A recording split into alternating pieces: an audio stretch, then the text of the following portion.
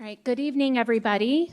I'm going to call the regular Peoria Unified School Board meeting to order on February 26, 2026 at 6:42 p.m. All board members are present. We're going to move on to two opening exercises, 2.1 moment of silence, pledge of allegiance, and preamble of the Declaration of Independence. And if you could please keep in your thoughts and prayers for one of our cabinet members, Mrs. Marcy Rodriguez. Her mother is in the hospital, so if you could just keep your prayers for them and their family. And then, Mr. Toby, would you like to lead us?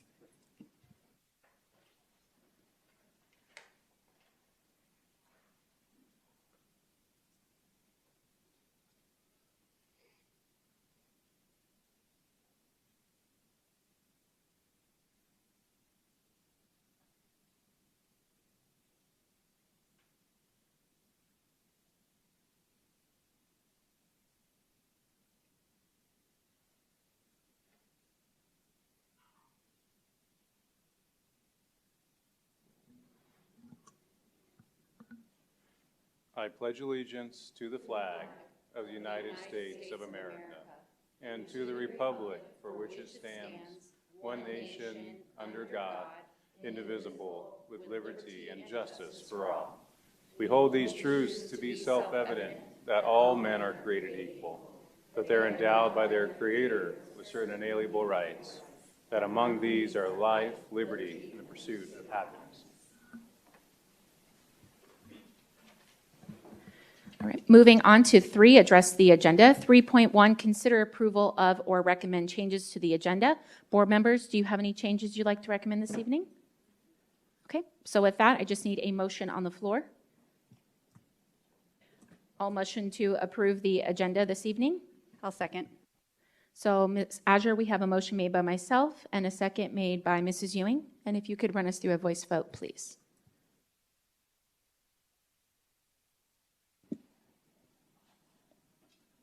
Mrs. Proudfit? Yes. Mrs. Ewing? Yes. President Rooks? Yes. Mr. Toby? Yes. Ms. Bowles? Yes. Thank you.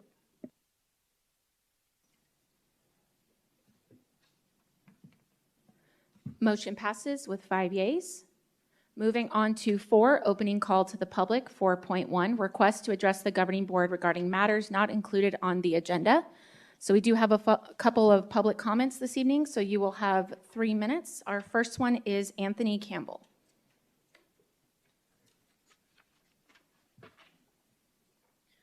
Hello, members of the board, everyone here. I'd like to quickly talk about our district safety approach. I've been thinking about it recently. It's actually kind of relevant because you got new metal detectors at the front. I was going to make this comment last board meeting, but I left early, so sorry. 2 weeks ago, I don't know if you saw, there was a shooting at a secondary school in Canada in Tumbler Ridge. It was a very tragic situation I've been following. When I saw what happened, it reminded me of a comment that I made a while ago about school safety. It brought me back to what I said about our approach in case of any safety situation at our schools. I'd like to reiterate the idea of prevention and of tackling problems before they get out of hand. SROs and recently metal detectors can be helpful for physical safety, but for me, they're only really there to handle a crisis when they occur, in my opinion, when it's already too late. That's not a very reliable way to approach safety. And again, I'd like to say prevention and trying to tackle problems before they escalate would be a lot more effective, whether it be, God forbid, an active shooter or something like a fight that escalates or somebody bringing a weapon on campus. Actually, what happened on my campus at Iowa last year, or even something that doesn't affect our physical safety but still is important, like the mental health problems that affect a lot of our students. Oftentimes before a crisis occur at a school, people show signs that students and teachers maybe recognized but no action was taken or signs were ignored. Again, I'd like the district to look into organizations like the Sandy Hook Promise or the JED Foundation, as they do a very good job at tackling safety problems that our schools face and how to deal with safety and student mental health and, worst case, someone who may be a potential danger or threat to the school or themselves. Thank you. Thank you. Next public comment comes from Eric.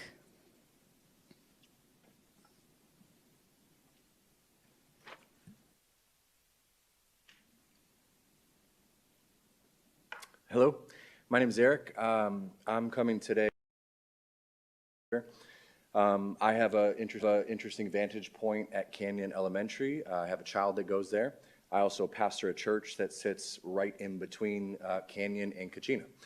And so I have many family members from both schools that have been a part of my life and a part of our church for many years. So I feel like I hear a lot of what the community has to say kind of in the season we're in on talking about potential closures and changing of schools. So my son in particular, we were going to send him to a private Christian school. And our church, we went and served over at Canyon, and we spent a day with their admin and their staff, and we weren't considering public school. And throughout that day, I just couldn't believe how incredible they were at caring for me, caring for my son, being such incredible examples of public service. And I went home and I told my wife, I'm like, we had a school picked out. We were 100% going there. And I was like, I think we need to reconsider it. I was like, I've never met people that care like this. And so we made a big switch. We moved we used to live over by the stadium. We moved right down the street from Canyon. We were looking at houses in that neighborhood because we wanted our son to be there. We wanted to be a part of this community. And I would say it is 95% due to the leadership of that school. Principal Balthus, and no disrespect to any other principals or schools represented here today, but we have served many schools, and I have many parents that speak openly to me. And I truly believe that there is not a school like Canyon in our district, maybe not our state. I've been to many of them, and yes, it's because maybe the size of it, and but when you look at teacher turnover, they don't have it. No one wants to leave that school. The leadership, the administration, the family, it is truly a family. And that's something you rarely find in a public school. Charter, private, Christian, maybe a little more. But for a public school, it is so unique to me what Canyon is. And as I'm kind of considering Principal Balthus's decision she has to make going into next year, I can promise you that school will not be Canyon as it has been for a decade without Principal Balthus. Because the other teachers and administrators that are going to potentially consider leaving because of it, it will change the very fabric of a literal community where hundreds and hundreds of students are being served and becoming great members of our society. And so I'm not telling you to do or not do anything. I'm just saying I think there is a reasonable discussion about slowing down. Is there a way to keep Principal Balthus there, to transition? Is there a way? I do not think you want to lose her. You don't want to lose the administrators. There's so many gifted, great teachers and parents, and I think we should slow down. Thank you. Thank you. Comment comes from Adeline Jenkins.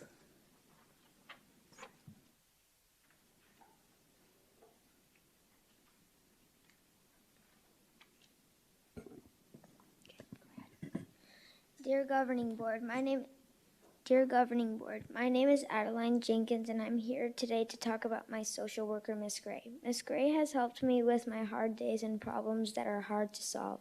Oasis needs to keep social workers because kids can't always rely on parents. That's why we are here. We have social workers. I wish Miss Gray could stay here at Oasis and help kids, but she has to go. Miss Gray has helped with breathing exercises. She helps with what I should do when I'm in a problem. She lets me play with fidgets and sand when I'm in her room. She's just amazing. When I'm getting stressed, my teacher calls Miss Gray to see if I could talk to her when she is available. Miss Gray helps multiple other kids like me when I'm with hard days and hard stuff. Oasis needs to keep Miss Gray because kids can't always make parents do the work. That's why we have social workers here at Oasis. That's why I'm here today to ask if we can keep Miss Gray here at Oasis. Thank you.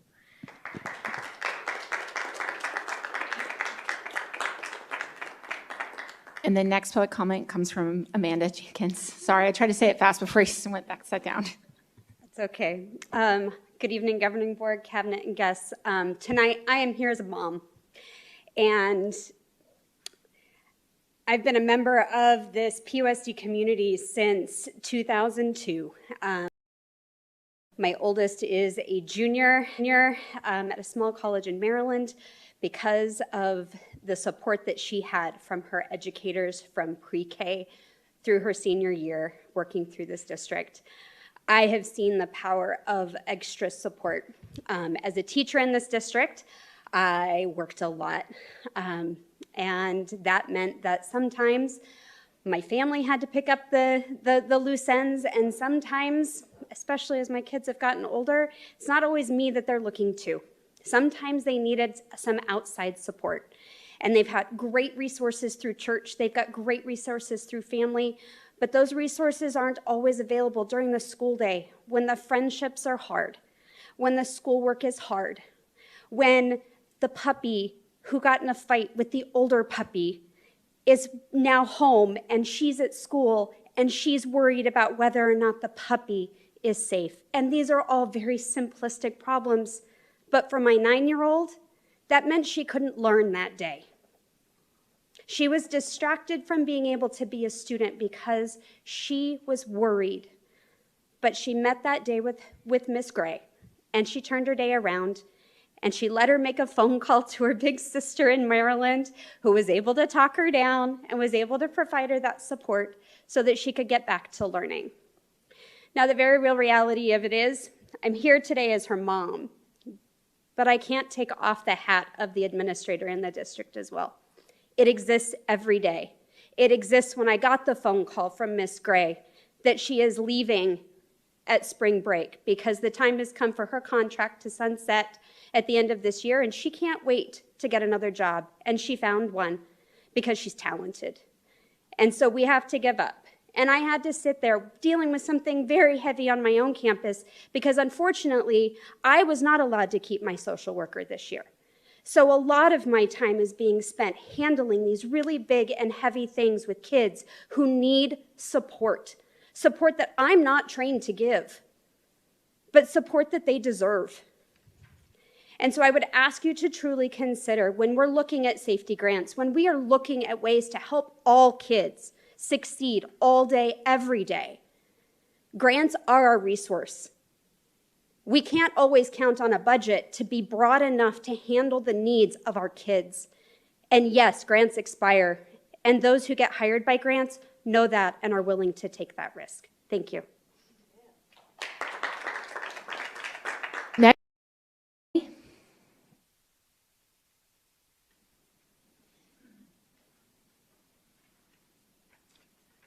right, good evening, board and cabinet and guests. And I'm just going to piggyback on actually what Ms. Jenkins said. Didn't plan on doing this, but my daughter actually presented at, forgot the name of the event, but the event where students presented policy, and hers was on mental health in schools. And since Apache did lose their social worker, she shared in her presentation that the students are trying to help each other. Like, can you tell a trusted adult, or giving other students resources. So it's kind of sad that an 8th grader has to be responsible for doing that. So just wanted to share that. But I'm also here because I know that the district has spoken about budget cuts in relation to the failed override in the fall. However, I think we need to look at the bigger picture about what's going on in Arizona regarding public education funding. The current cuts in our programs in schools are a direct result of decisions made by our state legislature, which has been cutting school funding consistently since 1992. In the early 90s, Arizona was ranked around the middle of per pupil spending in the US, which isn't a bad place to be, right? However, due to consistent cuts to public education, we are now about 48th or 49th in the nation. Bonds and overrides have been a necessary lifeline to help our schools operate in these times of extreme cuts.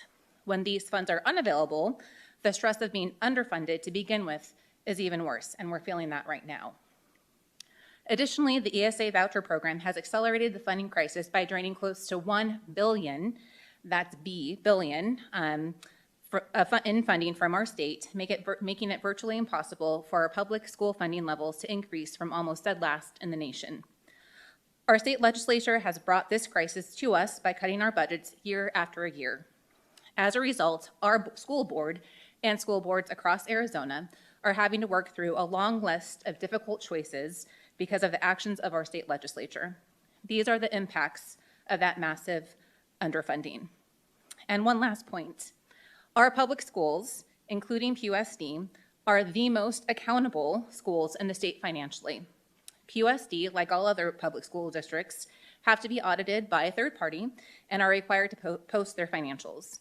So it's important to recognize that PUSD is having to make these cuts not only because of the override not passing, but also because of the massive funding cuts from our state legislature. Thank you. Last public comment comes from Jack Becker.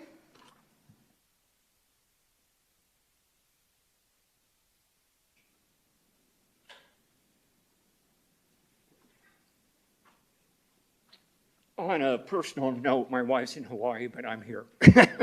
But I'm very happy to be here. Dr. Summers, Board President, Rooks, and community members. I watched the community meeting last week online. Needless to say, it is obvious that the majority of parents that spoke are against the idea of converting Cactus High School into both a junior high and high school. Many did not feel comfortable having 7th and 8th graders on the same campus with high school students and stated that they may send their students to other districts or charter schools. I may have a better idea.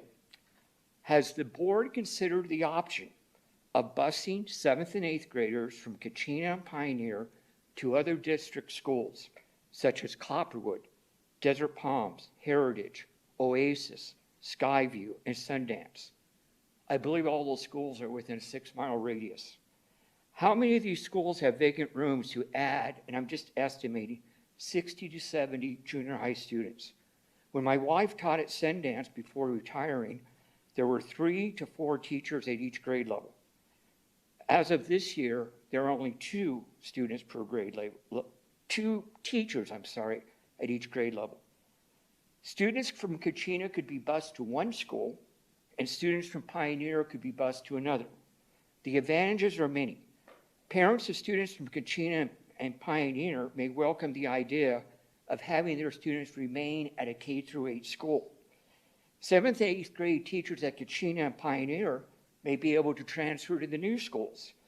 Most important, the students would not only be going to a new school, which can be very dramatic, but still have many of their friends, meaning that they would feel more comfortable. Would the expense of busing these students be a problem? By the way, have the students been surveyed on how they feel about this? We need to give them more credit than we do sometimes. I'm not sure if the district would consider this idea or has looked into it. As the district continues to decrease enrollment, this may be an idea not only for next year, but for the future. Again, a special thanks to Dr. Summers, his outstanding staff, and the board for their analysis of future concerns about this district. There is no doubt in my mind that whatever your decision is, every student counts. Thank you. And that concludes our open call to the public. We are moving on to 5, Board and Superintendent Summary of Current Events. 5.1, Board Summary of Current Events. Mrs. Ewing? Thank you, President Rooks. I thank you, everyone, for coming out this evening. This past, gosh, we met just a week ago, right? So just this past week, I've been on two different committees, one with the Peoria Chamber and one with the Glendale Chamber on the Education Workforce Committee, and we're working on some summits to happen in the fall just on how we can continue to build bridges between education and then the workforce demands, and how can we make sure that the students that are leaving our walls are meeting the skills and education that's needed for the workforce. So it's just, I continue to find a lot of joy in those spaces. And then I got an opportunity to go out to Oasis and see their Wizard of Oz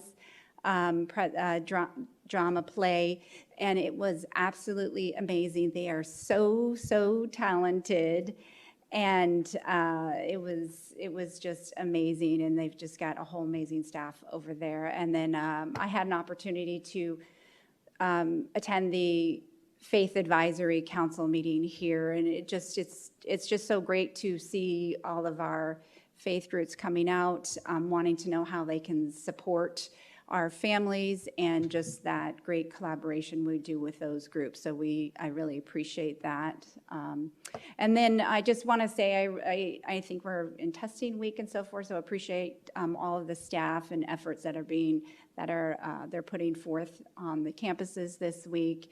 And then I know we had big pieces that we voted on as far as the cuts last week, so I just know that our cabinet and district staff are doing a lot of heavy lifting on trying to work through carrying out all of those pieces. So just want to say thank you for all your hard effort there. And I will pass the baton on to Ms. Proudfit.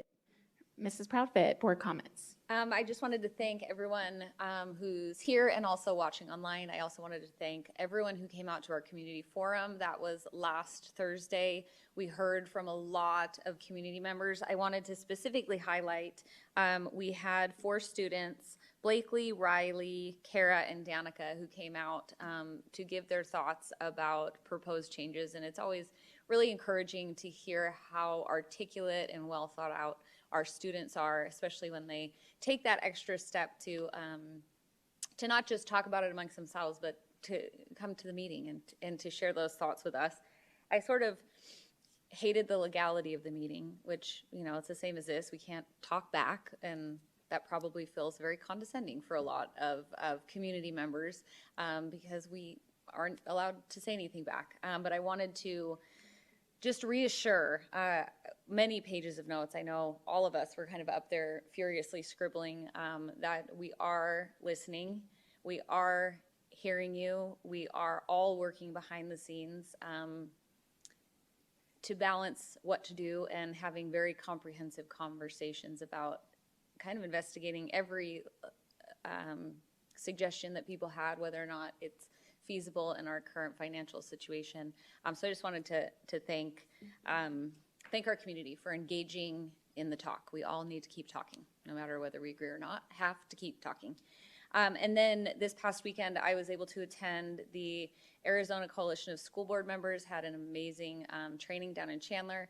It was an all-day training, and I was able to go hear from lots of individuals in regards to incorporating ESAs and the changing educational landscape in Arizona, talking about solutions to how to cope with all of this and how to shape our educational system so that we are meeting the demands of what is actually in front of us. Particularly, I enjoyed one of the board members from Mesa, the largest school district in Arizona, is facing, I mean, it was very, very similar challenges to what we're facing. So I know that this can feel like a very discouraging time. It's a lot of changes. I know our teachers and administrators doing the work every single day are feeling a lot of the brunt of the what feels like instability right now, but I just wanted to reassure what we're dealing with in this district is very common with what is going all across the nation, and I don't know that I've ever spent more time on the phone than I have this week. I think probably 6 to 7 hours a day this week talking to community members and professionals, teachers, admin, of just really trying to pull together to stick together and find appropriate solutions for our students. So I just want to reassure the community we are all working very, very hard, as I know that all of you are. So thank you for engaging in the fight with us, and like I said, keeping the conversation going. Mrs. Bowles, board member comments. Becky was speaking about many things that I literally have on my paper, but it's all good. I want to say first, I think the majority of us will be Saturday at the Arts Festival. I am looking forward to that. It's a big production, and I know there's a lot of work that go into that. I remember when my kids were on that, involved with that as well. But I want to speak as well to the hearing, and we can't talk back. That's probably good for most of us up here, but I agree. It looks like, we don't care, and we do. But I will say that even though we can't respond, I definitely wrote down every name and every suggestion. And after talking with one of the parents who I thought actually was going to be here tonight for almost an hour after, and it was just very productive, hearing, let me say it like this, mirrored one time I was in the district with 2 kids in the district. She has grandchildren, kids in the district. She's got foster children. And all of those things I can relate to. And we you know, just getting her to understand how she can get involved and what meant what and that kind of thing. We are hearing you. We really are. And at the end of the meeting, because I typically forget to do this, I wrote down the overall points of, you know, can we do this? This is a good idea. Can we, you know, can we do this? Can we do that? And I'm going to boldly say, I think the majority of them we can bring to the table, and we are going to be meeting. We've already set that up, actually, I think last week. It seems like one big day. But I just need you to hear us say, as Ms. Prophet just said, we hear you, and we're going to do our best to accommodate families, our constituents, our families, our students, our teachers, and in that order. And we have an amazing cabinet. I'm going to say it again, because it's true. Across our nation, but I'll just speak to our state. I'm not really looking at the news a whole lot anymore, but there's not another district that's going through this much planning and meeting and care, really, of their families. And I have to put a shout out again for our cabinet, because it's a lot of work. They're up for it. I know that they are. I just, yeah, you can look in any district. I know that this is true. I will also say the M&O, while it did not pass here, has nothing to do with closing schools. And in addition to that, again, I will say, because we learn by repetition, that there are school districts in our state that did get their M&O. And as soon as they got their M&O, the next meeting, or maybe 2 meetings later, said we're closing schools. Ended in December, said we're going to close 2 schools mid-year. There was no discussion over that. They were closing 2 schools. I need you to understand the comparison to what, you know, our cabinet doesn't necessarily have to do, and even the board for that matter, but we're up for it. And I can't say that enough, that our cabinet is working very hard to come up with solutions. And we keep them on their toes. So I think that is all I have. Yeah, that's all I have. Thanks. Mr. Toby, board comments. Thank you. Good evening, everybody. Yeah, this week has been, it seems like it's one long day. That's true. But so had a chance to go to Liberty High School with their nursing program, did the live patient activities where they take your vitals and they give each actor a scenario to be like, oh, you have a headache, you have, you know, dizziness or whatnot, and you have to act out that scenario, and then the students have to help you with that problem. So myself and then John Edwards from the City of Peoria City Council was there, so we had a lot of fun with the students. I think the nurse had a lot more fun because she fainted, pretended to faint in the class, and fooled myself and John Edwards, who tried to rush to her, but she was clearly playing after that. But you got me on that one. Went to the Centennial Ironwood basketball game last night. It was a very close game. Good luck, Ironwood, in tomorrow's game. It was a well-deserved victory. You guys played very well. Obviously, I root for Centennial, but I love all my schools here. Peoria Arts Festival is Saturday, so putting a plug in for that this Saturday. If you show up out to the downtown Peoria's footprint, excited to see the activities going on in there. And then also published February 9th. I think this kind of goes in line with our academic wins that we saw in January when you were reporting on our increased proficiencies. A nationwide study that was published talking about educational attainment and quality of education. I know that it's been repeated quite a bit that Arizona is 48 and 49 in the country. So 2026 numbers came out, and we are 34 out of 50. Is what the study showed, and it analyzed 18 metrics across all states to be consistent. So we're seeing wins here in Peoria, we're seeing wins here in Arizona, and all kudos to our teachers and our staff that we're excelling, and you know, I want to keep this trend moving forward. I know we have the ELA curriculum out in the lobby. If you haven't had a chance to review, please do so. I've gotten some good feedback individually on some of the curriculum, having a comprehensive K-12 program that's not, you know, mixed matching resources, but actually, you know, a whole comprehensive resource. I'm excited to kind of review and see what the committee brings forward. That's all I have. Thank you.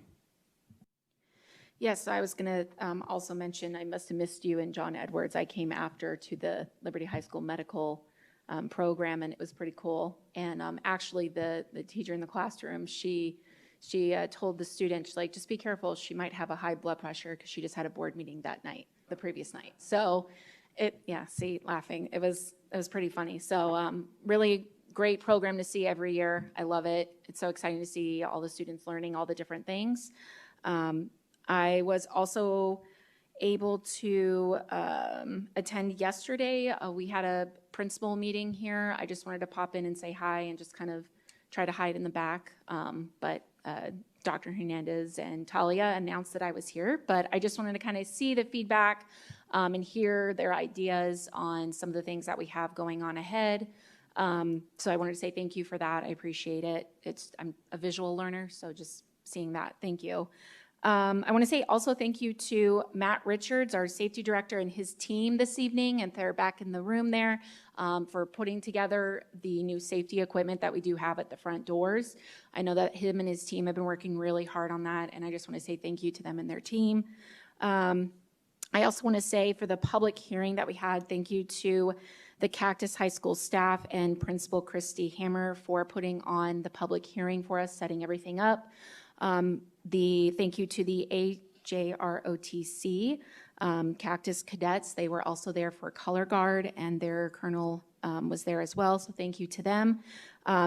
We were taking, obviously, a lot of comments and questions, writing it down, trying to keep up, and Ms. Spoles mentioned we were going to look towards a study session, hopefully the next week, so that we have time to dive into those questions and concerns, because I think each of us were writing down a lot of things, and we want to be able to process that, and the only way we can do it is out in a study session together. So public hearing, it's very difficult. You can't speak.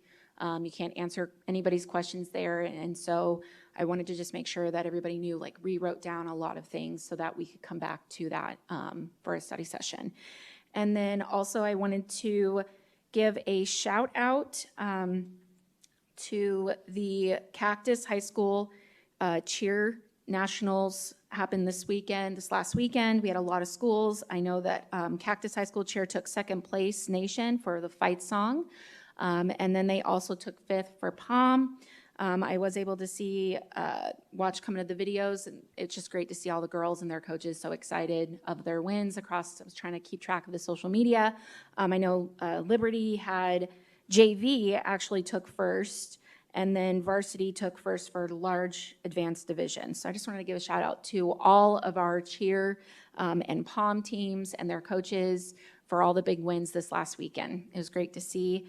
And let me see. Yeah, Peoria Arts Festival. I will be there as well on Saturday, and I kind of joked with Miss Proudfit. She's like, oh, she'll be there. It's my birthday on Saturday, so she's like, yeah, she'll be there on her birthday. She joked. She's like, she'll definitely be there. So great to see the Arts Festival this year. I'll be there with my kids, and thank you to the City of Peoria for partnering with us on that as well and setting it all up. So that is all that I have this evening. President Rooks, if I may. Yes.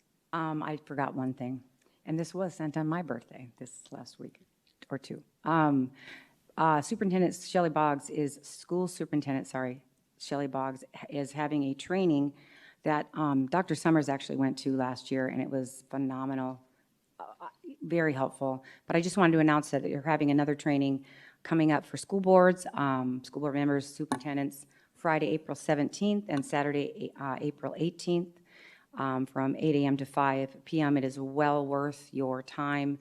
They will cover effective governance, school finance, board and superintendent roles, and academic achievement. And it is free. That's all I have. Thanks. Thank you. With that, I will turn it over to our Superintendent 5.2 summary of current events. Dr. Summers. Thank you, President Rooks, governing board members, cabinet, and guests. So I appreciate all the commentary that was just shared from our governing board. Just will piggyback on a few things. We are looking forward to next Thursday's study session on March 5th, and I know that will be an opportunity to do some additional diving in, some due diligence, and as already expressed, we do greatly appreciate not just Cactus High School for hosting and all the work that's going in, but really every school that has been implicated or identified as part of this process. We just want to tip our hat to all of our school leaders, our staff, our students, our families for how we're working through and navigating a very challenging time. As you already have shared, we do have our 24th annual Peoria Arts Festival. That will be this Saturday. I'll just give a little bit more specificity. 9 a.m. to 3 p.m. at the Peoria City Hall complex. We will immerse families and guests in the arts, and we'll feature live performances, interactive art activities, local artists, and all sorts of family-friendly fun, where you can explore vibrant exhibits, enjoy hands-on workshops, and experience the arts in a whole new way. And just a reminder, the forecast is 90 degrees and very sunny. So we do encourage all of the attendees to drink plenty of water, wear sunscreen, come prepared. As you come to the festival, you can find more information at peoriaunified.org /Arts Festival. You may or may not know this is actually Public Schools Week. So we do want to elevate and acknowledge all the great work that is happening across all of our great schools and celebrate our students, our teachers, our wonderful staff and families who continue to make Peoria Unified a school district of choice. And I do believe we've circulated the word a little bit, and we look forward to an opportunity in the near future to celebrate one of our schools in particular who was just recently named the A+ School of Excellence by the Arizona Educational Foundation. So a big shout out to Saguaro Ranch Elementary School. This designation, yeah, we can applaud for Saguaro Ranch. This designation recognizes their commitment to high-quality teachers and staff who help students thrive academically, engaged parents and community involvement, and a student-centered learning approach in a safe and nurturing environment. So again, a big shout-out and kudos. We do look forward to more formal recognition of that acknowledgement and that honor in the near future. Also want to shout out Ironwood High School alum Peter Nguyen, who earned a spot on the U.S. Navy Ceremonial Guard. The Ceremonial Guard performs at presidential inaugurations and some of the nation's highest profile ceremonies in Washington, D.C. ABC 15 reporter and fellow Ironwood alum Craig McKee covered Peter's story, interviewing the teachers from Ironwood who watched his journey begin in our district. And Peter's story is another example of how Peoria Unified is working toward our vision of every student, every day, prepared to shape tomorrow. And then we are continuing with the Summer Spotlight recipients. So just a couple additional shout outs there to Ashley Rama, 7th grade teacher from Saguaro Ranch, and Jennifer Dingman, a preschool special education teacher from Park Ridge Elementary School. And just a reminder to nominate a deserving staff member from your child's campus.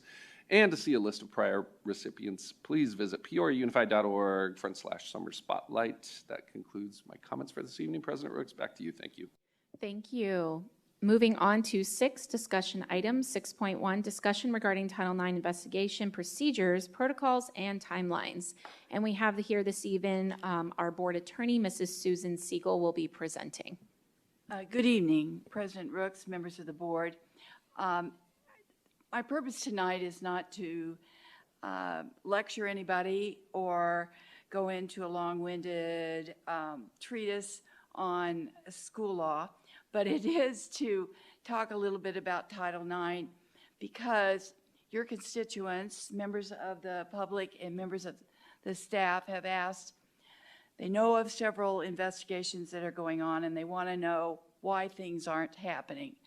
Well, the reason is there are certain laws that are designed to protect due process and make sure a complete investigation is done. I promise I'm not going to read all of these slides. I'm going to leave this with you for background for you to consult with, maybe, if you find it helpful. First of all, Title IX says that no person in the United States shall, on the basis of sex, be excluded from participating in, be denied the benefits of, or be subjected to discrimination under any education program or activity receiving federal financial assistance.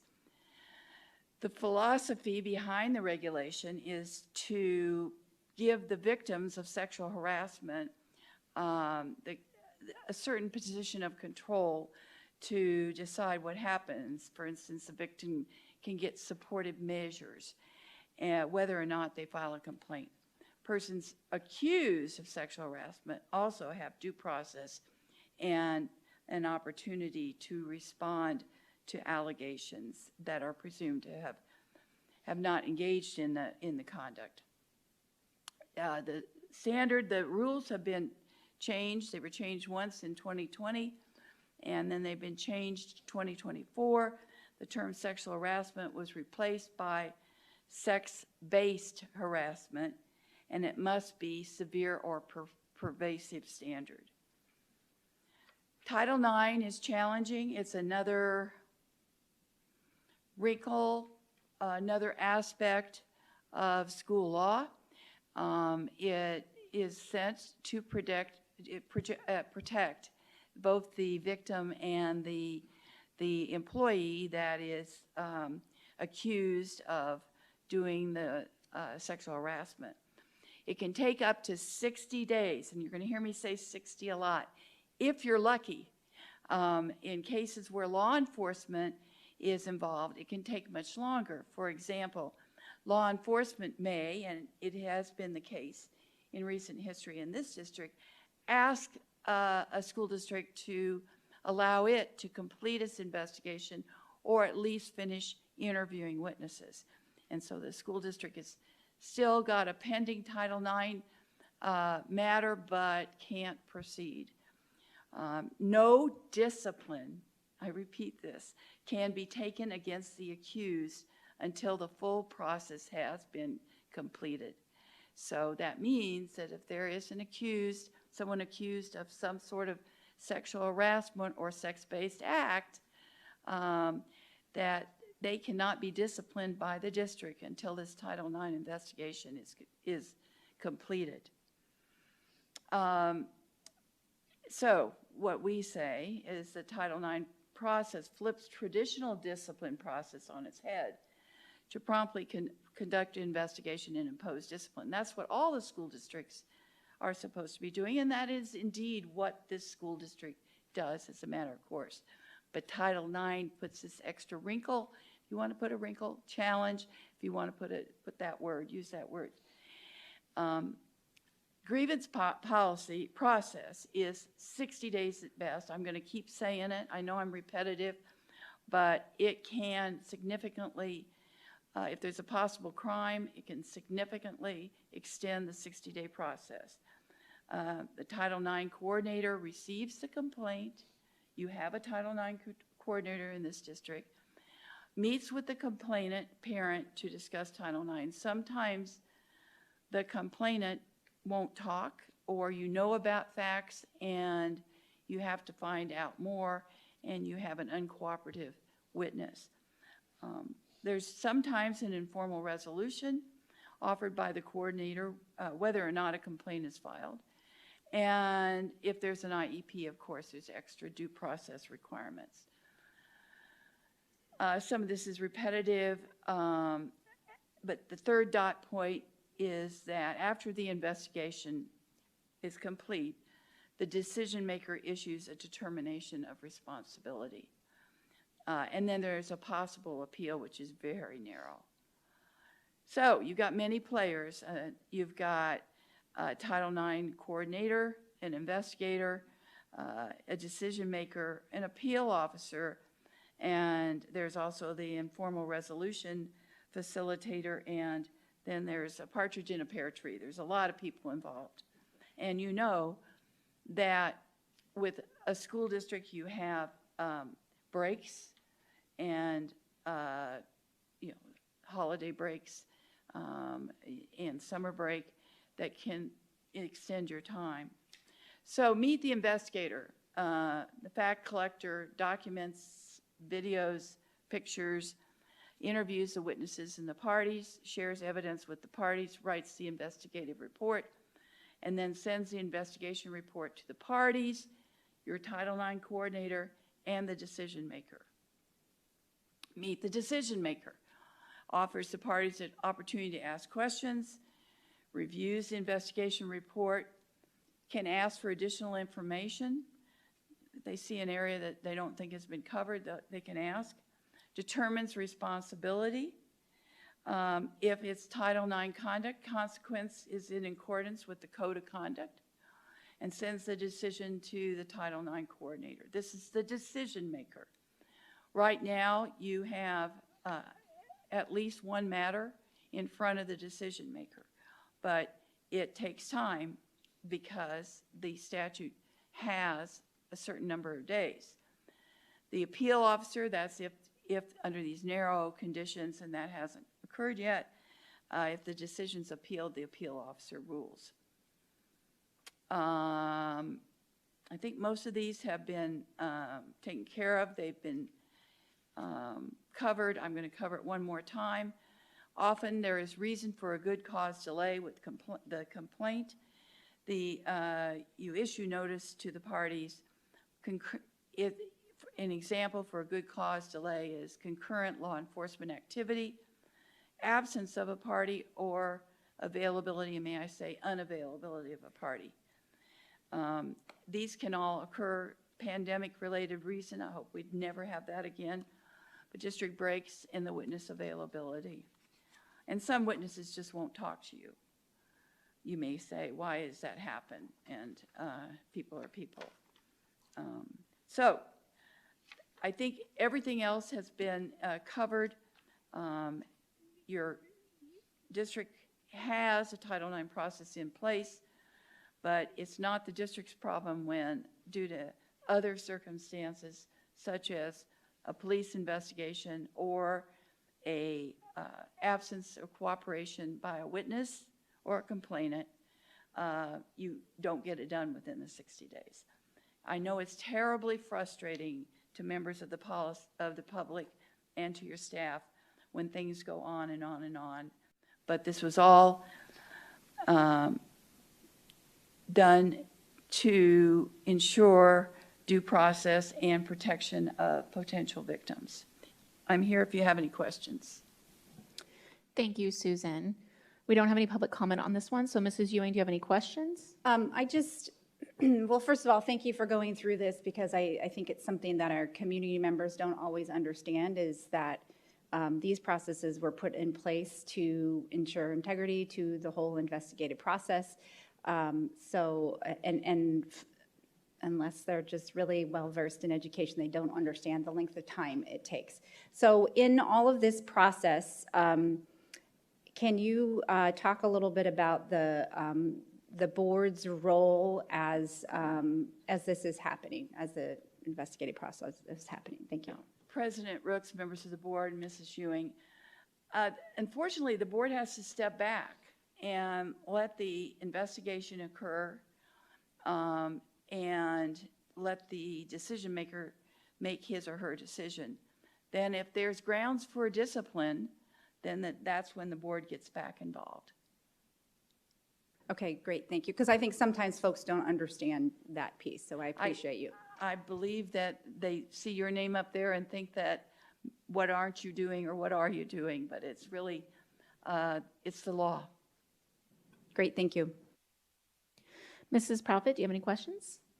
I do not. Thank you for the presentation. I think it was just great to have a brush up for our community who may not have understood the process going forward. I know it can be frustratingly slow, particularly the more people that get involved. And I know with some of the things that I've had a lot of community comments on, how come this person's being paid on administrative leave as due process plays out? But that's what we do in our country. We do due process. We do innocent until proven guilty. And like Ms. Ewing said, it's really to ensure the integrity of the process and doing what's right. So thank you for that. Mrs. Bowles, do you have any questions or comments? Just a quick comment, and that being very grateful to our administration in Washington that brought us back to the reason for Title IX, and that is to protect against sexual harassment and in schools. And then added colleges in 2024.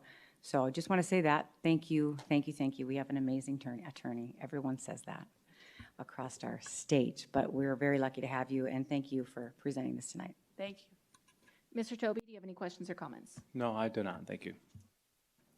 I just wanted to say thank you, Susan. I appreciate you presenting this for our community so that they understand the process behind it. And yeah, it's great to have a good board attorney. So thank you again. Thank you so much. All right, with that, we'll move on to 7 action items. 7.1, consider the approval for initiating the interview process for a person to perform the duties of superintendent. We do have Mrs. Susan Siegel here to present. And then Mrs. Siegel, we also have one public comment tied to this line item. So once you're done, we'll go to that as well. Thank you, Mrs. Rooks. Mrs. Rooks, members of the board, as you know, it's the superintendent's intention and choice to invoke the unilateral termination and terminate his contract. His contract does normally not end until June 30th, 2027, but he has, for his personal reasons, decided to leave the district, leave Arizona, and so we have in place, he's done it the way he should. He anticipates he's going to do a letter of resignation soon, and Eagle County School District in Colorado is going to issue, he anticipates him a contract in the next 2 weeks. So there's a lot of, I think, anxiety, maybe nervousness, maybe frustration among your employees, your staff, parents, leaders in the community as to what's going to happen. So this agenda item is very broad, and it's for you to discuss what type of process to begin with you're going to do. Again, remember that Dr. Summers will not be gone until 90 days after his resignation, and he has not yet resigned. So unless there's another determination, but it's not till 90 days after his resignation. So there is some breathing room, but I think that the board has asked me to prepare this agenda item for discussion as a matter of prudence as to what to do to be prepared for that 90-day expiration and to prepare the district and the district staff and the parents and the community for a transition. So with that, I'll leave the discussion to you. Thank you, Ms. Siegel. So we do have one public comment. You'll have 3 minutes. Devin Mosler.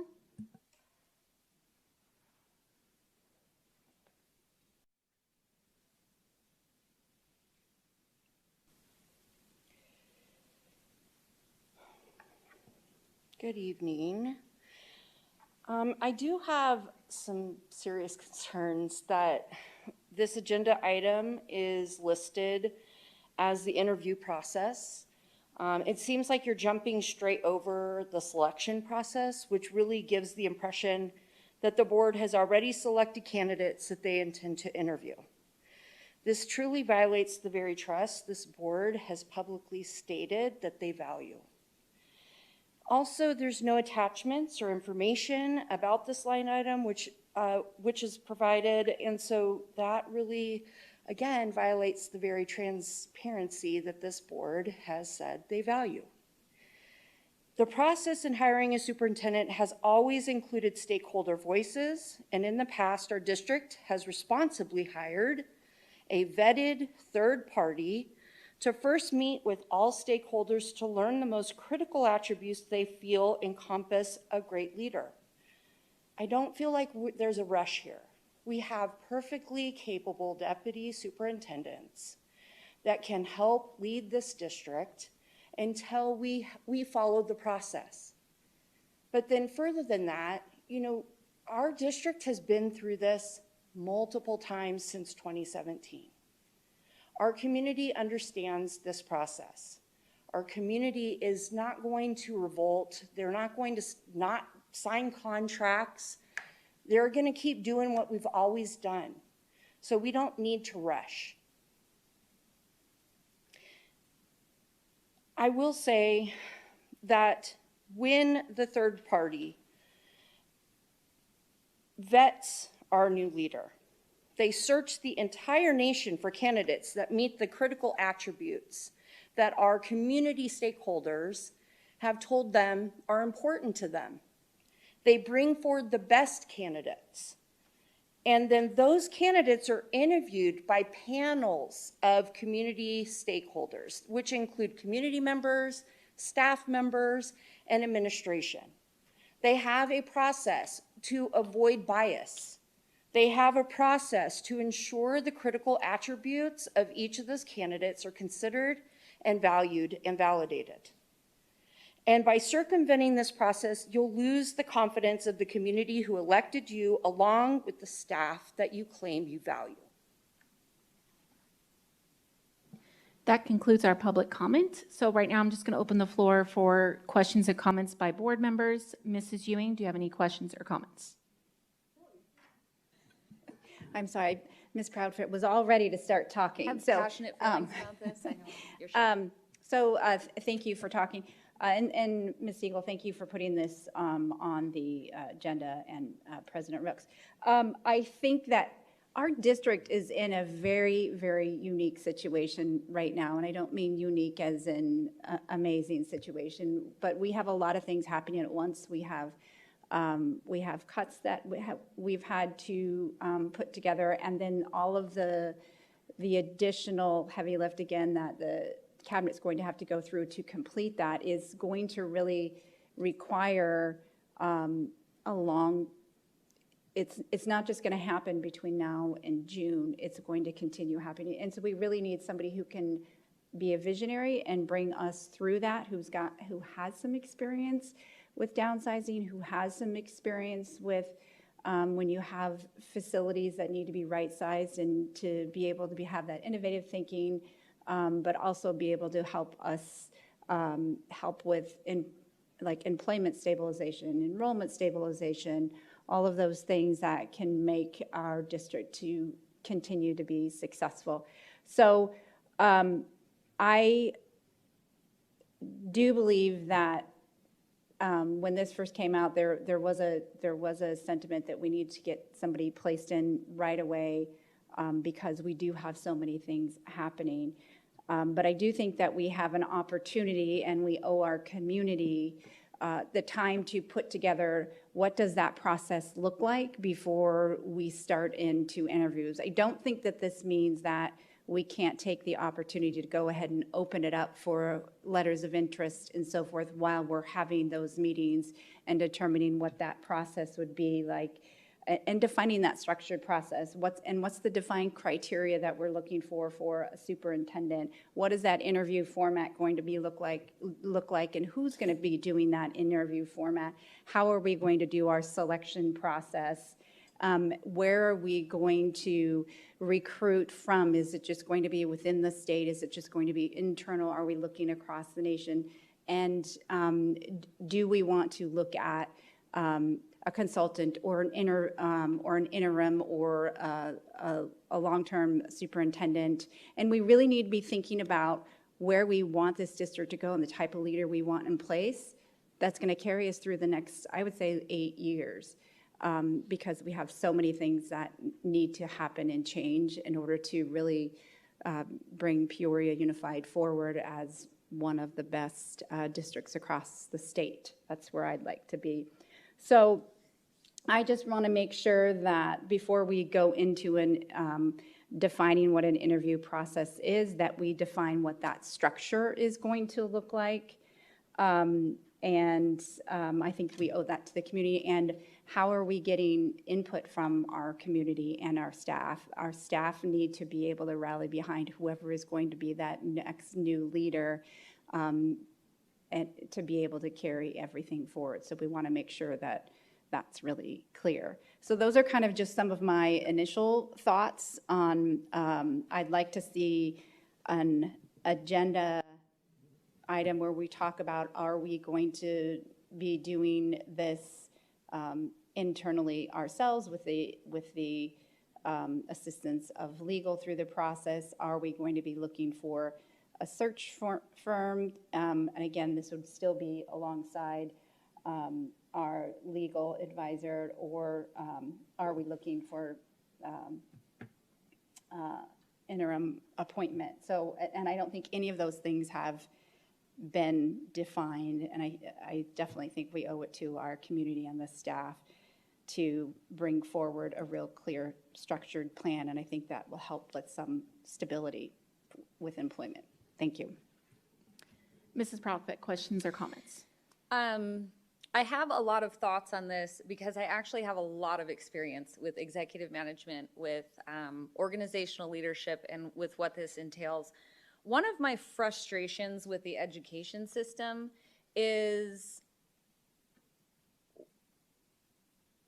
looking outside of our district. Let's talk about if we wanted to do another nationwide search.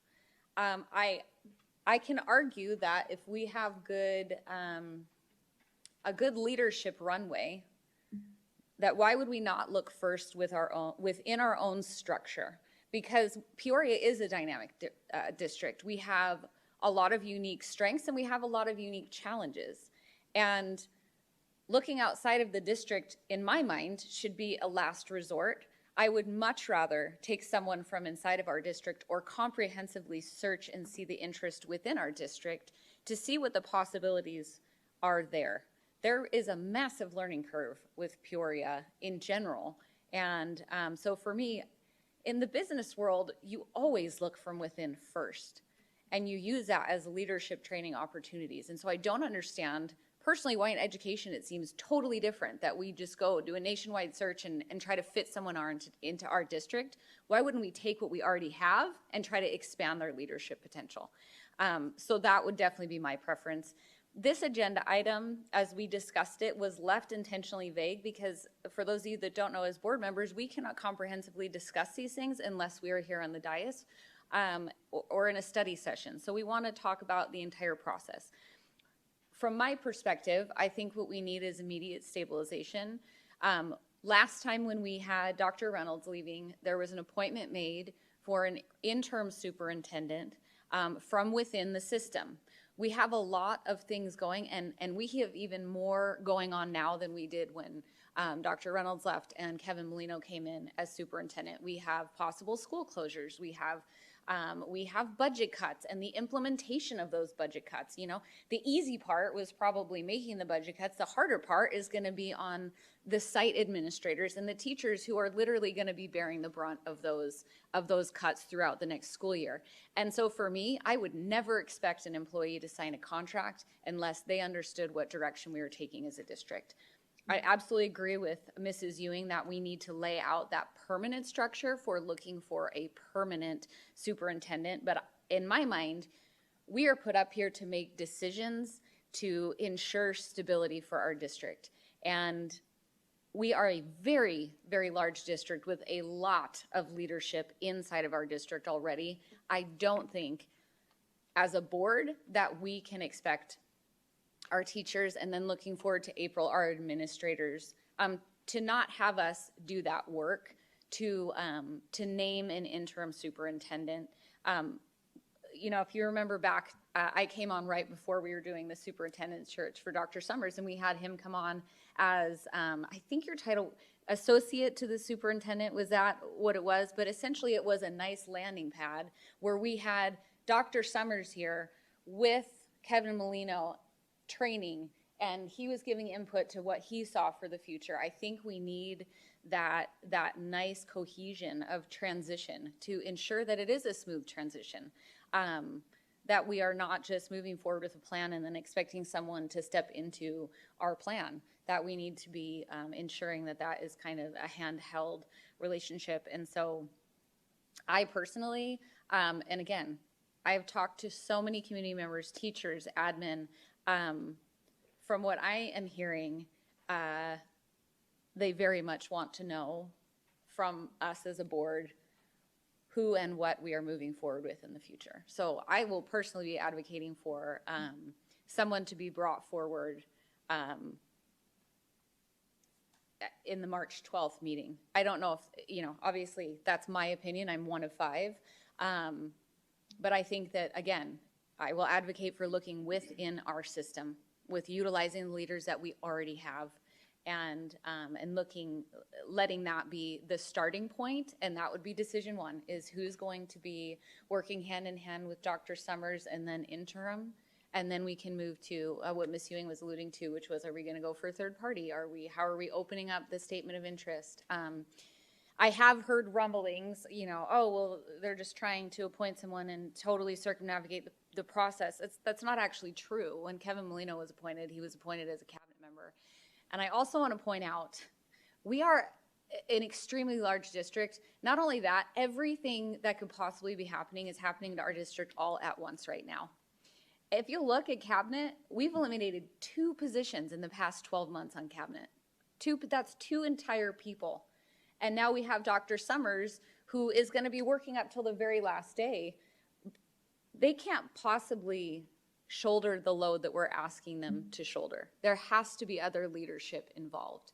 They have already divided 2 cabinet positions amongst themselves. That's already happened this year.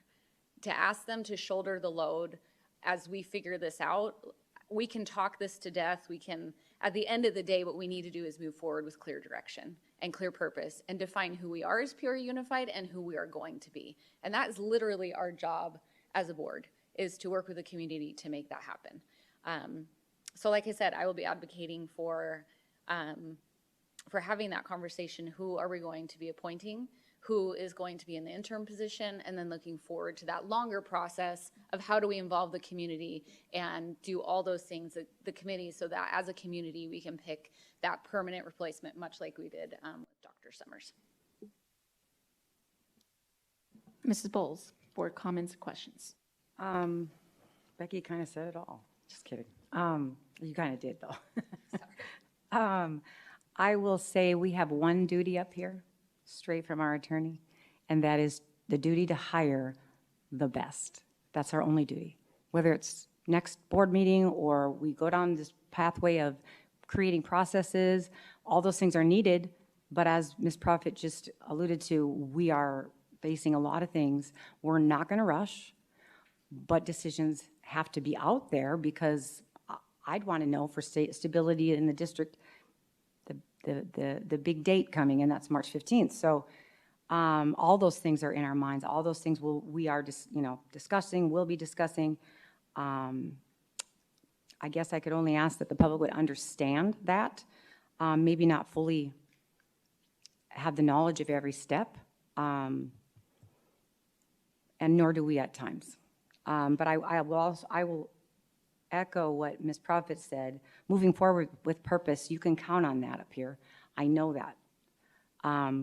Some campaigning in blood, sweat, and tear days together and having a good time. And you got a good, solid, I call it a perfect storm up here because of our backgrounds.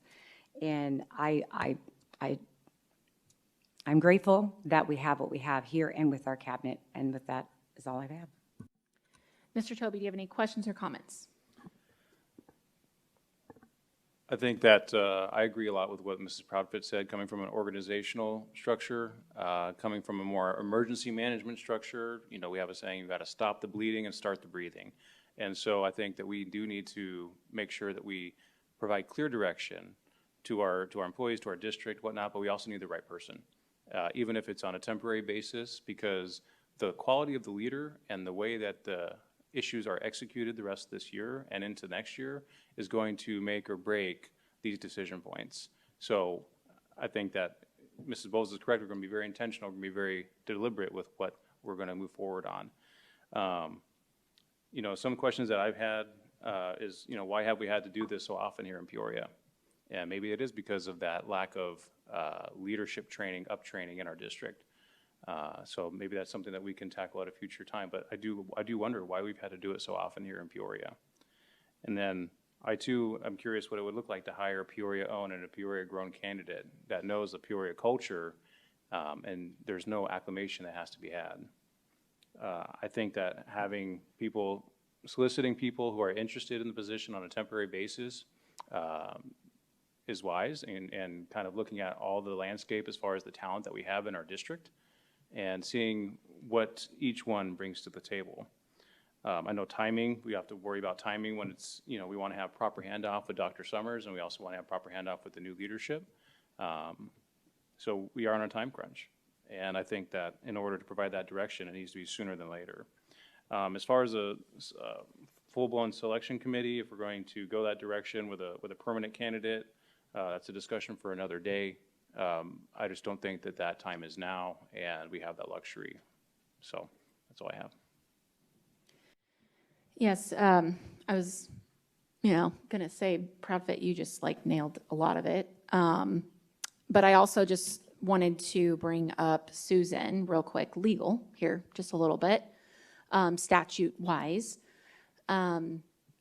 Is there anything in statute in Arizona of how the process has to go, legally speaking, for selecting if you're doing an interim or acting or associate superintendent? There's so many different phrases, and then a permanent one. Mrs. Rooks, members of the board, no, there is none. It's on you. Our law firm represents a number of school districts that have gone through superintendent changes, and they have adopted different methods. And you, in fact, in the past have adopted different methods. Thank you. That was the only question I did want to have just clarified. Okay. And, it's, it's been mentioned a couple times up here by, Mr. Toby, and I do see that there is a lot of talent and leadership in our own district. And I also see that we have a lot of big decisions that are going to affect students and staff and families in the next couple months. And so I have to, somewhat agree to, I've been through the permanent superintendent process. That takes a lot of time, a lot of effort, a lot of resources on that end. And we just have so many things coming up that I don't want those things to be affected. So that's kind of my thoughts on it. I understand it was brought up of transparency, that I have advocated on that for transparency, but what I also believe is the part of the people in 2022 elected me because they knew I would do what is best for the students in this district, the families, and the staff. And making those big decisions, one of the biggest things in Arizona state statute is the board selects a superintendent. So I would say that that is something that I take seriously, and I know it's a big responsibility as a board. Yes, Mrs. Ewing. Thank you, President Rooks. So what I'm hearing, just to kind of summarize from the group, is that we would like to open it up first to internal. Obviously, if there was no one that came forward, then that would be a different scenario. But then the process would be opening up internally, soliciting, as Mr. Toby stated, soliciting interest, Peoria homegrown. We didn't mention anything about, and there was a mention that we would that there was a desire to bring forward a name as early as March 12th, but I haven't heard anything suggested on what would that criteria would be when we would want to make sure we have a fair selection process. So how would we go about interviewing those individuals, and what would be the selection criteria? Do they all have like a standard questionnaire that they would be answering? And how can is there a way that we could, because we've done that with others where we receive feedback from the community on this fast-paced decision. I just wonder if we would be able to complete all of those things by March 12th, given that we already have a study session coming and then those contracts coming. I know I'm hearing the reasoning and so forth, but I just want to make sure that if we're going to do it that fast, it seems like underneath this line item, that's where we have to figure it out. Otherwise, it's going to have to be put to the March 5th meeting. President Ricks, if I may. Yes. I would like to motion to direct the board president and clerk to interview a person or persons for superintendent, I can't read my own handwriting, for associate to superintendent position and bring it back to the board in an executive session. I will second. President Rooks, I was asking all of those questions to the board, so I'm misunderstanding why there was a motion made before we had answers when we could have had the opportunity to discuss what the process. I don't disagree with this motion, but just want to understand timing because I feel like our community needs to know that. So is there any way we can still have discussion? There can be a discussion on the motion that was on the floor. So that's what the motion is on the floor, discussion pertaining to that. I believe that there is not an actual legal interview process. Am I correct, Susan? Mrs. Rooks, members of the board, no, there's not an actual statutory interview process. The way I heard the motion, it wouldn't be a statutory interview process, but I would tell you that there is a statute that says only the board can hire employees. And so it can't be a committee of two. They can bring forward people to meet with the board as a whole. And that can be done in an executive session with action items later on. Okay, thank you. President Ricks, if I may. Just to be clear, I want to make sure that I heard what our attorney just said, that there's no hiring in what I proposed. It would be the interviewing for that.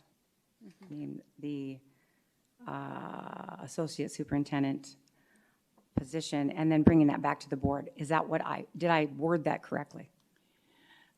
Members of the board, Mrs. Bowles, or Mrs. Rooks, members of the board, Mrs. Bowles, I don't know. I just assumed that you anticipated that after the board had interviewed candidates that you would appoint someone as this associate to the superintendent. I think in her verbiage, she said for President Ricks and I to conduct interviews to bring candidates back to the board, and the board would vote on the appointment. And just clarity for the public, the reason why the 5 of us can't all interview together is because it violates open meeting law. So unless you had an open meeting law for that purpose. Unless we did it all in public. So again, what we're talking about right now is an appointment of an associate to the superintendent to see us through this next period, to get us to the next steps. This is not circumventing a process. This is having the authority, which we need from all 5 board members, to begin this process that has to begin. President Rooks, Yes. just a point of clarification from Mrs. Siegel. So in Mrs. Bowles' motion soliciting letters of interest, I think it'd be beneficial to outline the legal requirements of, do we have to have somebody, a candidate that has a special certification for this role? That's a good point. I'm sorry I didn't address it before. Mrs. Rooks, members of the board, Mr. Toby, the certification requirements for a superintendent changed, to be anyone that has that the board deems has the ability to act as a superintendent. This associate to the superintendent, I don't think there's any classification for that. I assume, depending upon the duties, that you would want them to have an administrator's certificate, but it could be a teacher on assignment or other certain aspects of that. Thank you, Mrs. Siegel. I just wanted the community to hear that, as well as anybody who might be interested in putting in a letter of interest. That it doesn't sound like there's any requirements to have that superintendent certificate. So if you are interested and you have that talent, I would recommend you put in. Okay. Do you have a question again on the motion? Yes, I do have. Thank you for making sure I'm staying within what we're talking about. So President Rooks, in order to do an interview process and to post a job, we would have to make sure that we have a solid job description. So is that something where you guys were thinking that we would just pull what was used before? And then also, interview process to me we still have not identified the criteria of the individuals or specific questions or so forth, or are we giving full authority to you and Ms. Proudfit to standardize the interview? How is all of that? To me, that is part of the process, whether we're hiring within 2 weeks or whether we're hiring and it's going to take a longer amount of time. That's still the process, and I haven't heard that defined, and I'm assuming that if it's going to move this quickly, we would have to define those criteria tonight unless we put it to the study session on March 5th, so that we're not only transparent to the community, but then there is the full board has an opportunity to give their input as well. So, President Ricks, if I may. Yes, so I was going to turn to Susan maybe to help with clarification on the job title. Well, first of all, I wasn't representing the district and have no knowledge of the procedure you used to select Dr. Summers to be the associate to the superintendent. I assume there's something around that could describe that, and I have full confidence in your HR department and Talia to come up with something. I'm sorry to put you on the spot. I do recommend, but it's semi-legal, but not, it's also policy, that you have a process, and maybe it's by is it the 5th of March? the 5th is our next study session. That before the 5th of March or at some point in time, that you, first of all, that people who are interested in this position submit their letter of interest, but also staying confidential until after the search, that you submit each one of you 3 questions, 4 questions, 5 questions. Now that 5 times 5 is 25 questions. That's an awful lot on a candidate. I mean, you've been through enough searches, you know what's your philosophy, and inclusion and other things. But if you each one of you went through it and submitted to your board clerk 3 questions, and we could, again with the HR director, work it out so that they weren't redundant or repetitive. I'll work with you on it if you want. Work with her so that you, at least before March 5th, know what questions the board would want to ask that applicant. Thank you, Susan. Can I ask a question? And I'm just... Try to keep it to the motion. Yes. Okay. I get that I completely hear what you're saying, but I'm not understanding why we wouldn't use the same process we used when Mr. Molino was appointed. I don't know why it wasn't a problem then and it is a problem now. That was going to be what I was going to say. Okay. No. This is Mrs. Rooks, if I may. Mrs. Rooks, Mrs. Ewing, members of the board, Mrs. Bowles, can you tell me what that process was? And I'm sure it was legal. You had very good legal counsel at the time. Just tell me, this is for the person that would be there for the next 3 months. So trying to remember that far back, but in the process when we had so many cabinet members, we had kind of looked at who, and I don't want to say anything bad about Mr. Molino that he didn't have a lot of job duties, but who had the lesser of job duties at that time, who on cabinet had who had the bandwidth. I feel, less, not that his job was not important, but it was just who had, yes. The bandwidth. And who would be able to kind of help that process Maybe through said he acting. who had higher capacity at Yes. the time for more additional responsibility. Yes, yeah. That was what I was trying to, everybody's laughing. Okay, Well, yes, that was what I was pertaining to.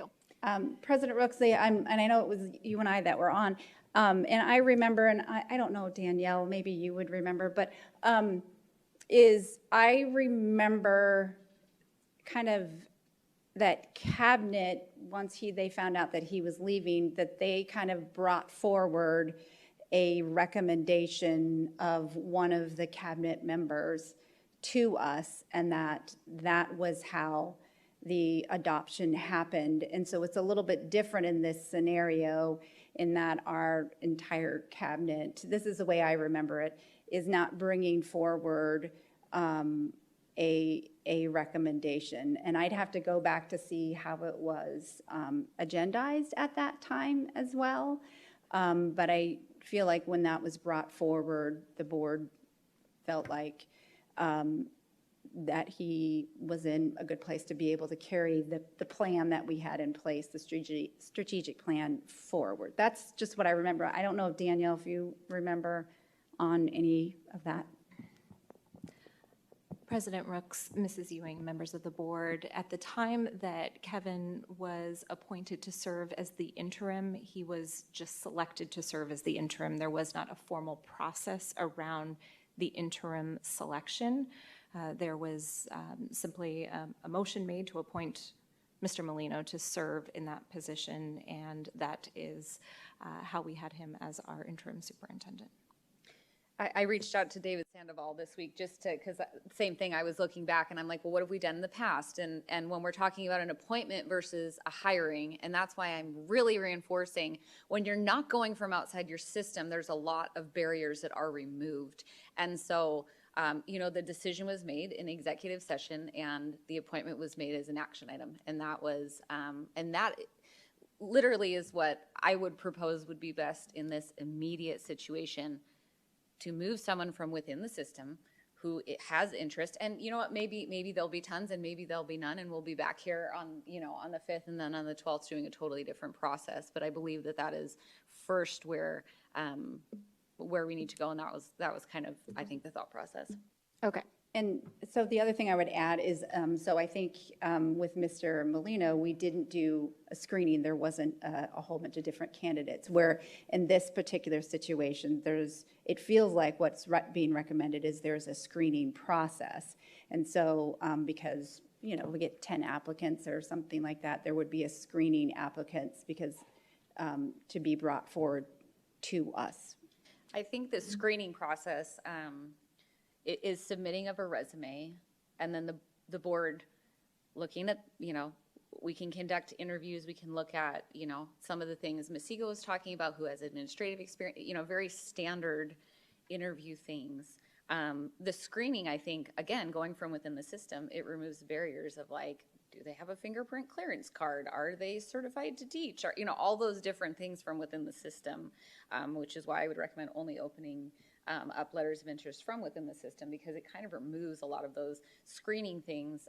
If someone is deeming themselves as qualified because there's no statutory requirement, if you have, those interest statements, and then we're able to sit down and look at those for appointment. So I'm going to circle back to the motion that was on the floor so that we can I'm trying to make sure what you say relates to that. So the motion, Ms. Bowles, can you reread your motion for Azure? Yes, I can do that. I motion to direct the board president and clerk to interview a person or persons for the associate to superintendent position and bring that back to the entire board in an executive session. And I had seconded Azure, so motion was made by Ms. Bowles and seconded by myself. So President Rooks, if I may, I would like to include what our board attorney has stated, and that is, can I amend it and add to each board member coming up with 3 questions to give to HR? Yes, so just state that you would like to amend and add in. I would like to amend and add into my motion that each board member would submit 3 questions for the candidates. HR department, I guess, and also to our board president and clerk. to filter out, doubles and all that. That's why I said I don't want to give more jobs to the HR department, but that's why I said that. I will second your Thank you. amended motion. Azure, were you able to capture that? Just want to make sure.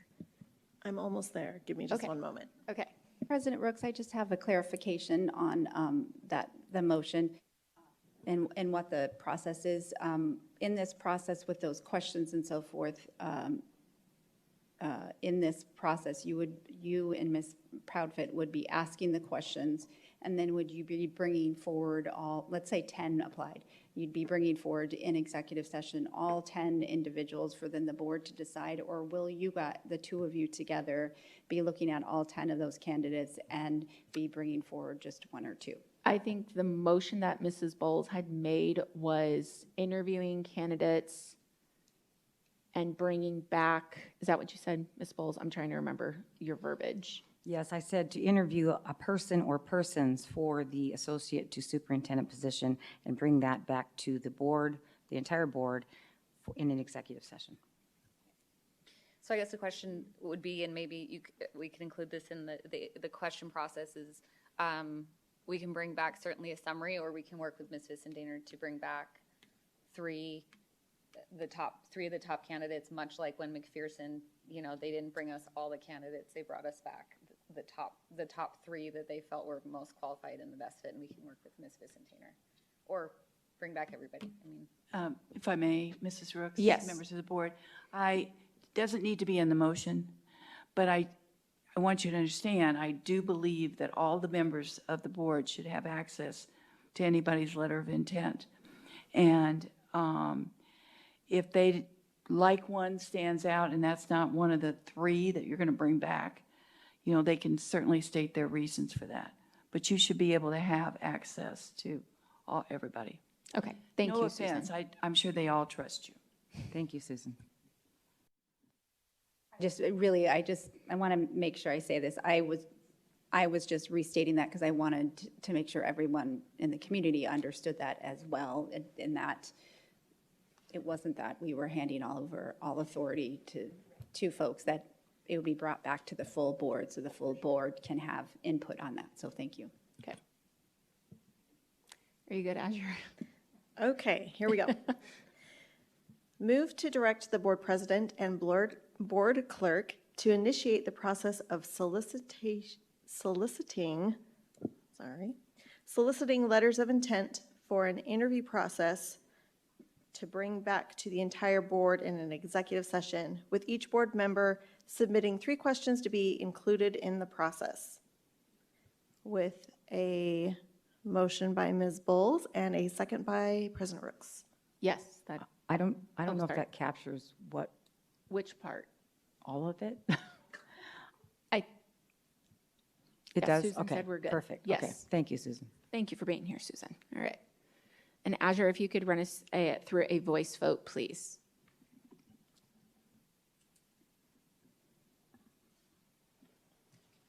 Ms. Bowles, Yes. Mr. Toby, Yes. President Rooks, Yes. Mrs. Ewing, Yes. Mrs. Proudfit. Yes. Thank you. Motion passes with 5 yeas. Thank you, Ms. Siegel, for being here with us this evening. We're going to move on to 7.2, consider approval of reduction in force. And this is presented by Mrs. Talia Vicentiner, our Chief Personnel Officer.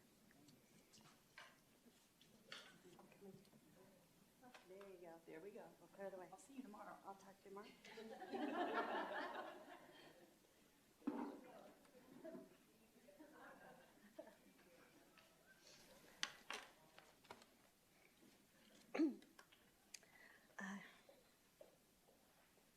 I'll put on my glasses for this one. Good evening, President Rooks, members of the governing board.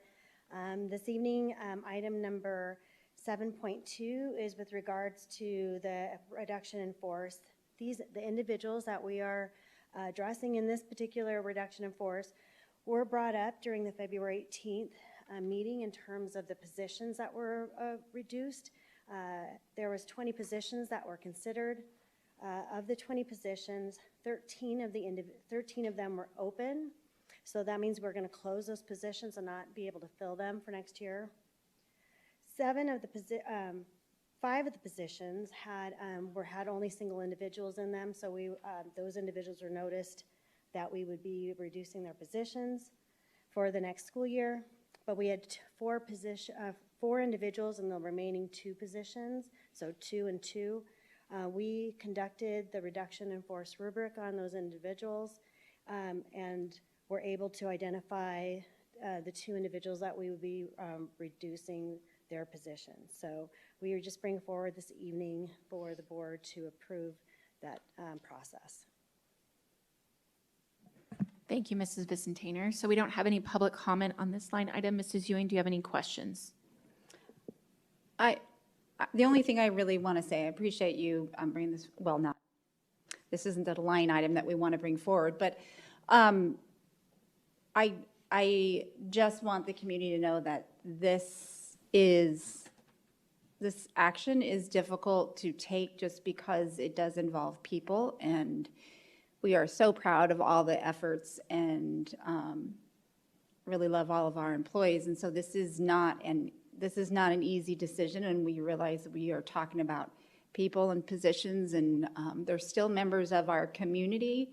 So it is just it's a heavy item to vote upon, and I just want to make sure that anyone watching or folks in the room know that we realize the weight of this decision. And again, I wish we were not in this scenario. So thank you. Mrs. Propper, any questions or comments? Yes, Ms. Ewing definitely said it perfectly.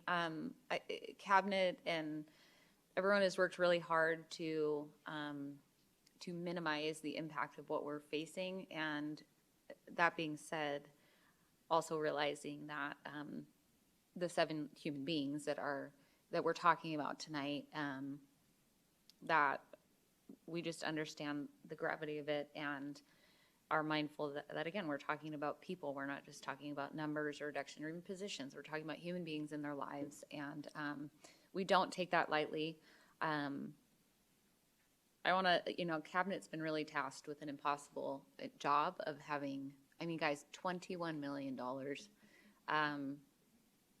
So this reduction in force is necessary, and also a very heavy topic. So thank you to everyone who's working so hard within our district, and especially these 7 individuals for their service to our district. Mrs. Bowles, do you have any questions or comments? I have a comment, but it's probably not going to do it justice fully. I remember when we had the riffing in our district and having meetings literally back to back, so literally employees would not talk to each other. And it was hard. It was very hard. So I'm not going to say that I understand. I'm not going to say any of that, but it's not just, okay, we're going to move on. I hope we find other places in our district for these people. They're valuable. We did find a lot of them when that was a huge riff when I was in the district, and I know that our HR, I know that our cabinet is capable of and creative, in finding positions. But for those that are moving on, I wish them the best. And you move on, and sometimes you don't realize you need to move on, because I didn't come back to the district after some of that. And it wasn't because of that. It was just, I didn't want to move on, but it made me, and now I'm, have more on my resume. But it is people. It's not about numbers. It's not about, dollar signs or whatever. And students and teachers and, community members, parents and constituents, and it affects everyone. So I just want to say thank you, and there's no other words really that I can say, but thank you. Mr. Toby, do you have any questions or comments? Mrs. Vicentainer, the 2 employees that we've talked about, I don't know how in depth, but have we already found them other comparable positions that they might be able to fill, or is there some clarity you can provide around that? President Rooks, Mr. Toby, no, we have not identified new positions. One of them has a very high skill set that is not as easily transferable. We don't have as many like positions, so we will continue to look for opportunities. And should any other changes happen within the department, we will obviously make him aware. I know you will. And then the duplicate positions that you guys identified, do the duplicate positions represent an additional cost savings above and beyond the cost reduction we already voted on? President Rooks, Mr. Tubby, I maybe didn't word that as clearly as I could. What I meant to say was that I had individuals where I had two similar positions. So like, for instance, we had the 2 programmer positions, and so we reduced one of the programmers. Okay. All right. Thank you. I don't have any questions, Ms. Fitztainer, but thank you for facilitating this. I know it's really hard to talk to our staff members, so I appreciate that. And I want to say thank you to those staff members for their dedication to Peoria. And so thank you. Absolutely. With that, I just need a motion on the floor. I'll motion to approve the list of positions and employees affected by the position elimination and reduction in force as presented.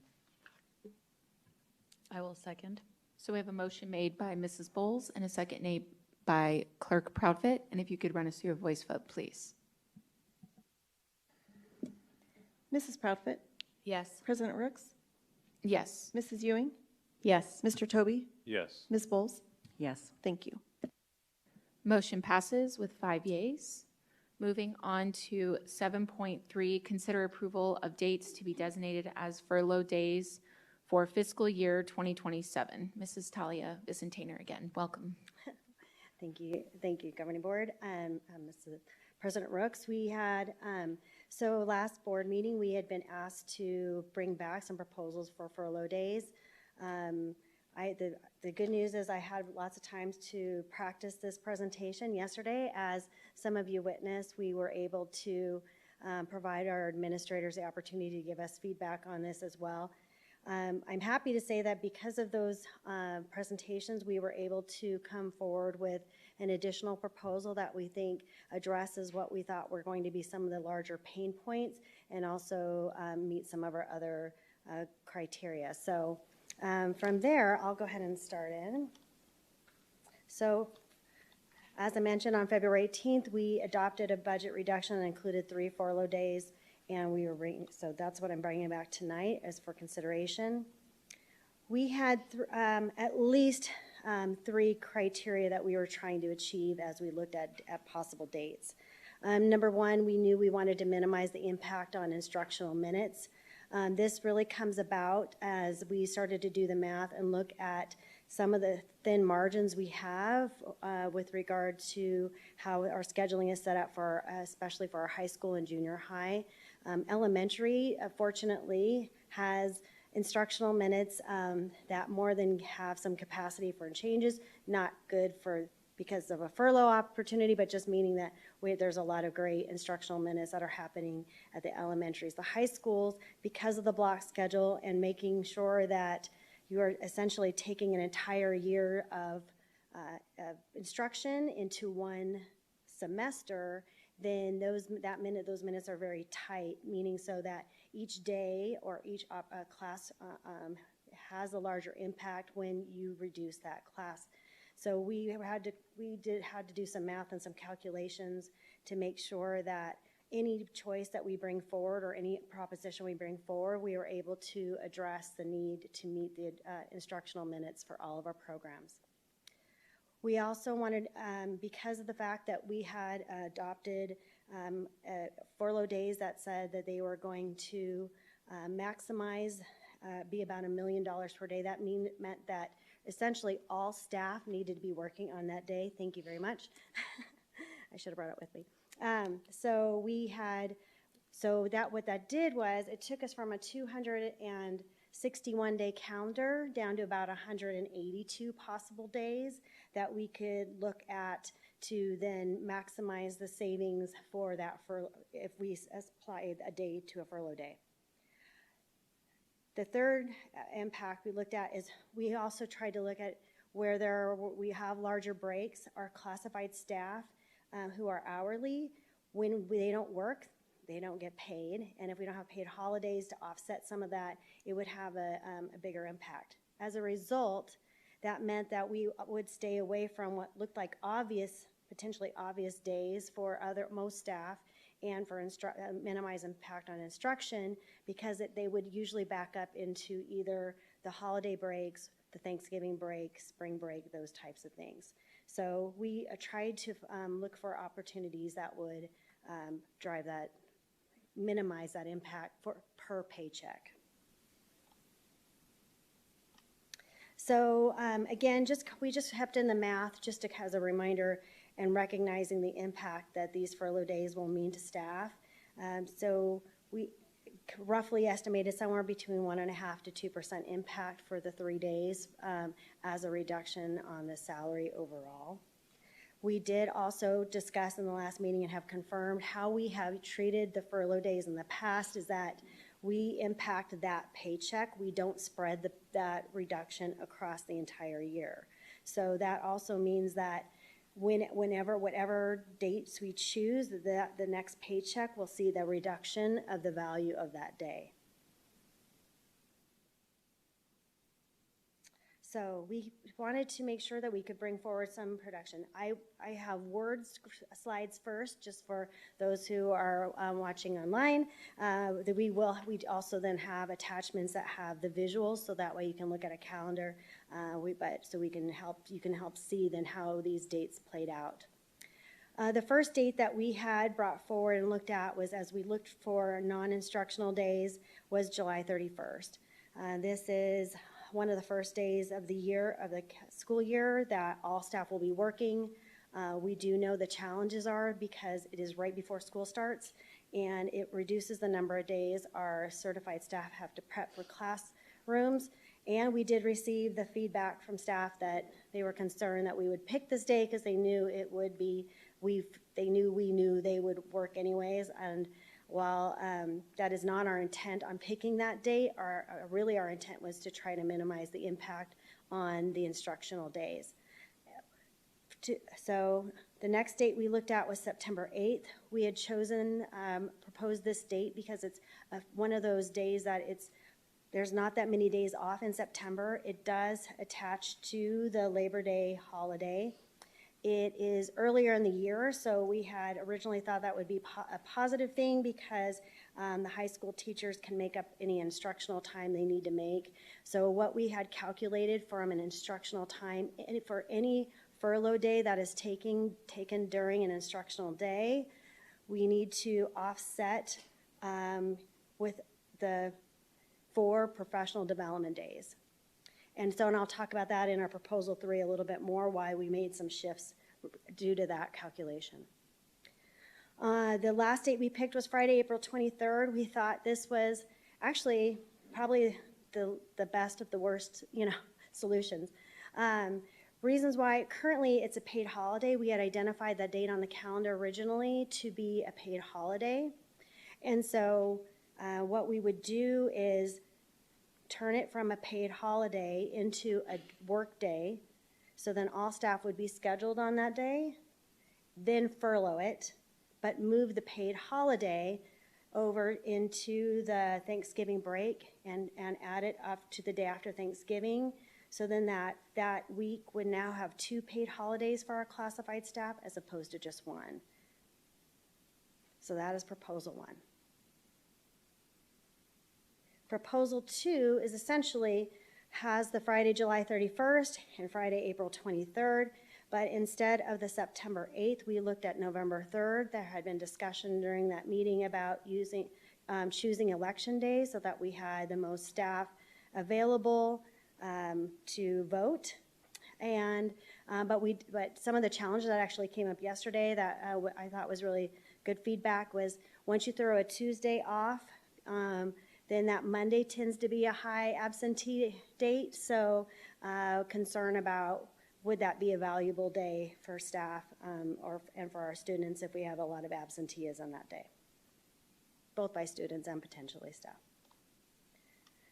So proposal 3, I don't see on, hold on, is it coming up?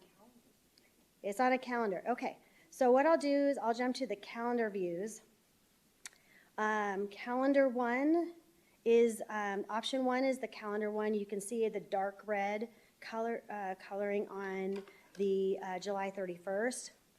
September 8th, and April 23rd.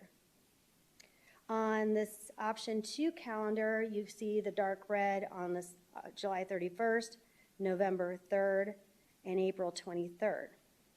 So after feedback from our administrators and more opportunity to review it, we actually came up with an option 3. This has a couple of changes that are kind of outside the scope of furloughs that would require a calendar change, which is why we added the next agenda item to give the opportunity to adopt those changes. So option 3, we are recommending that the July 31st to offset the fact that the teachers would lose a workday prior to the school start. This option would require us to change what was July 4th was a workday, January 4th was a workday, to move the January 4th workday with no students to July 28th. So then there was still that preparatory time before school starts. And then we moved the other furlough days. We left the April 23rd. Again, we felt that with that change in the holiday, that was the least disruptive and we don't need to offset with professional development time.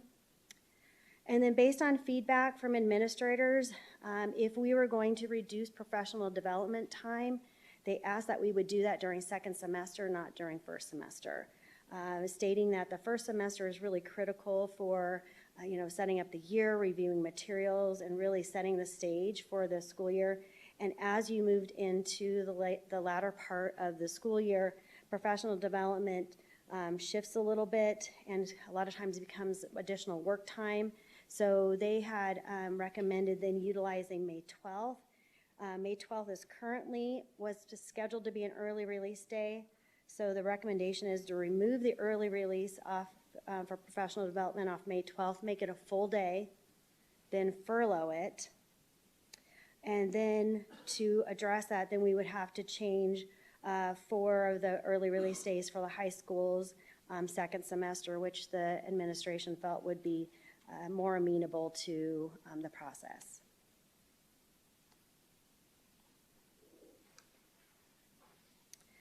So I stand for any questions. So we do have public comment, Ms. Fitznainer, so let me go through that first. You will have 3 minutes. First public comment comes from Emily.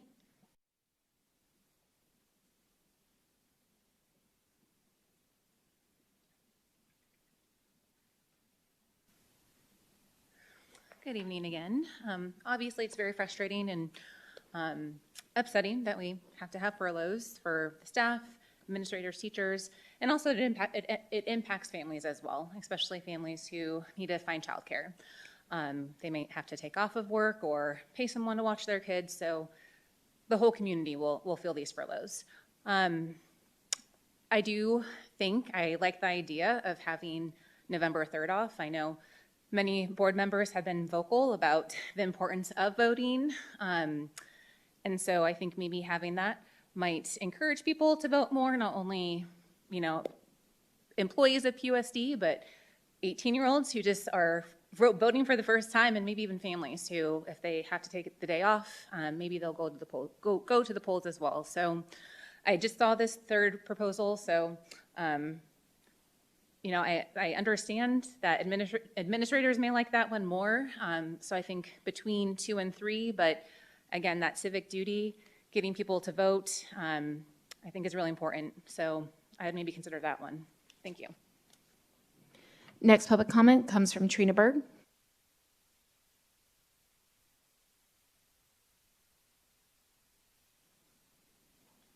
Good evening, members of the board, President Rooks, Cabinet. I actually have a couple of questions. While I love the idea of having November 3rd off as a furlough to encourage voting, it does interrupt November even more than it is already interrupted, because we do have multiple different days off and a week off in November. Couple of questions that I have. If we go with one of the proposals that only gives us 2 work days prior to school starting, Please understand that those of us that have been here for a while, we advocated for a very long time to get an additional optional day of work time that we got paid for prior to school, and the vast majority of your teachers and staff that were available, or sorry, able to take that day, we took that day. So technically, we've already lost one work day, and that would be a second. If we go with a proposal that cuts down our work days prior to school to only 2 days, I'm going to ask that we get rid of things like Meet the Teacher, because there is no way we're gonna be able to have all that stuff done in 2 days. Don't have some big back to school meeting, we don't have time. We have a new adoption coming up for ELA, teachers are gonna have to go through that. You cannot expect us to do all the things we've always done if we only have 2 out of the 4 days to get ready for the school year. So that's one of my asks. My other ask, and I'm sure it's because I am ignorant to how the minutes work, but if we furlough a full day, a full normal regular day, we have 3 or 4 90-minute class periods to make up.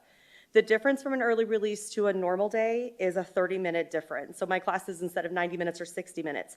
Wouldn't 3 days make that up? But again, I'm probably ignorant to how the minutes work. I don't know if lunch counts as like classroom seat time. If it does, I can see why we need 4 days. Also, my question is, why wouldn't we just furlough Wednesdays? I understand not furloughing Tuesdays because it is going to make absenteeism high. I'm not even gonna lie, probably one of the people that take the Monday off. But like, why would we not furlough Wednesdays when we only have to make up then 60-minute class periods instead of 90-minute class periods? I just feel like we're making this more difficult than we should.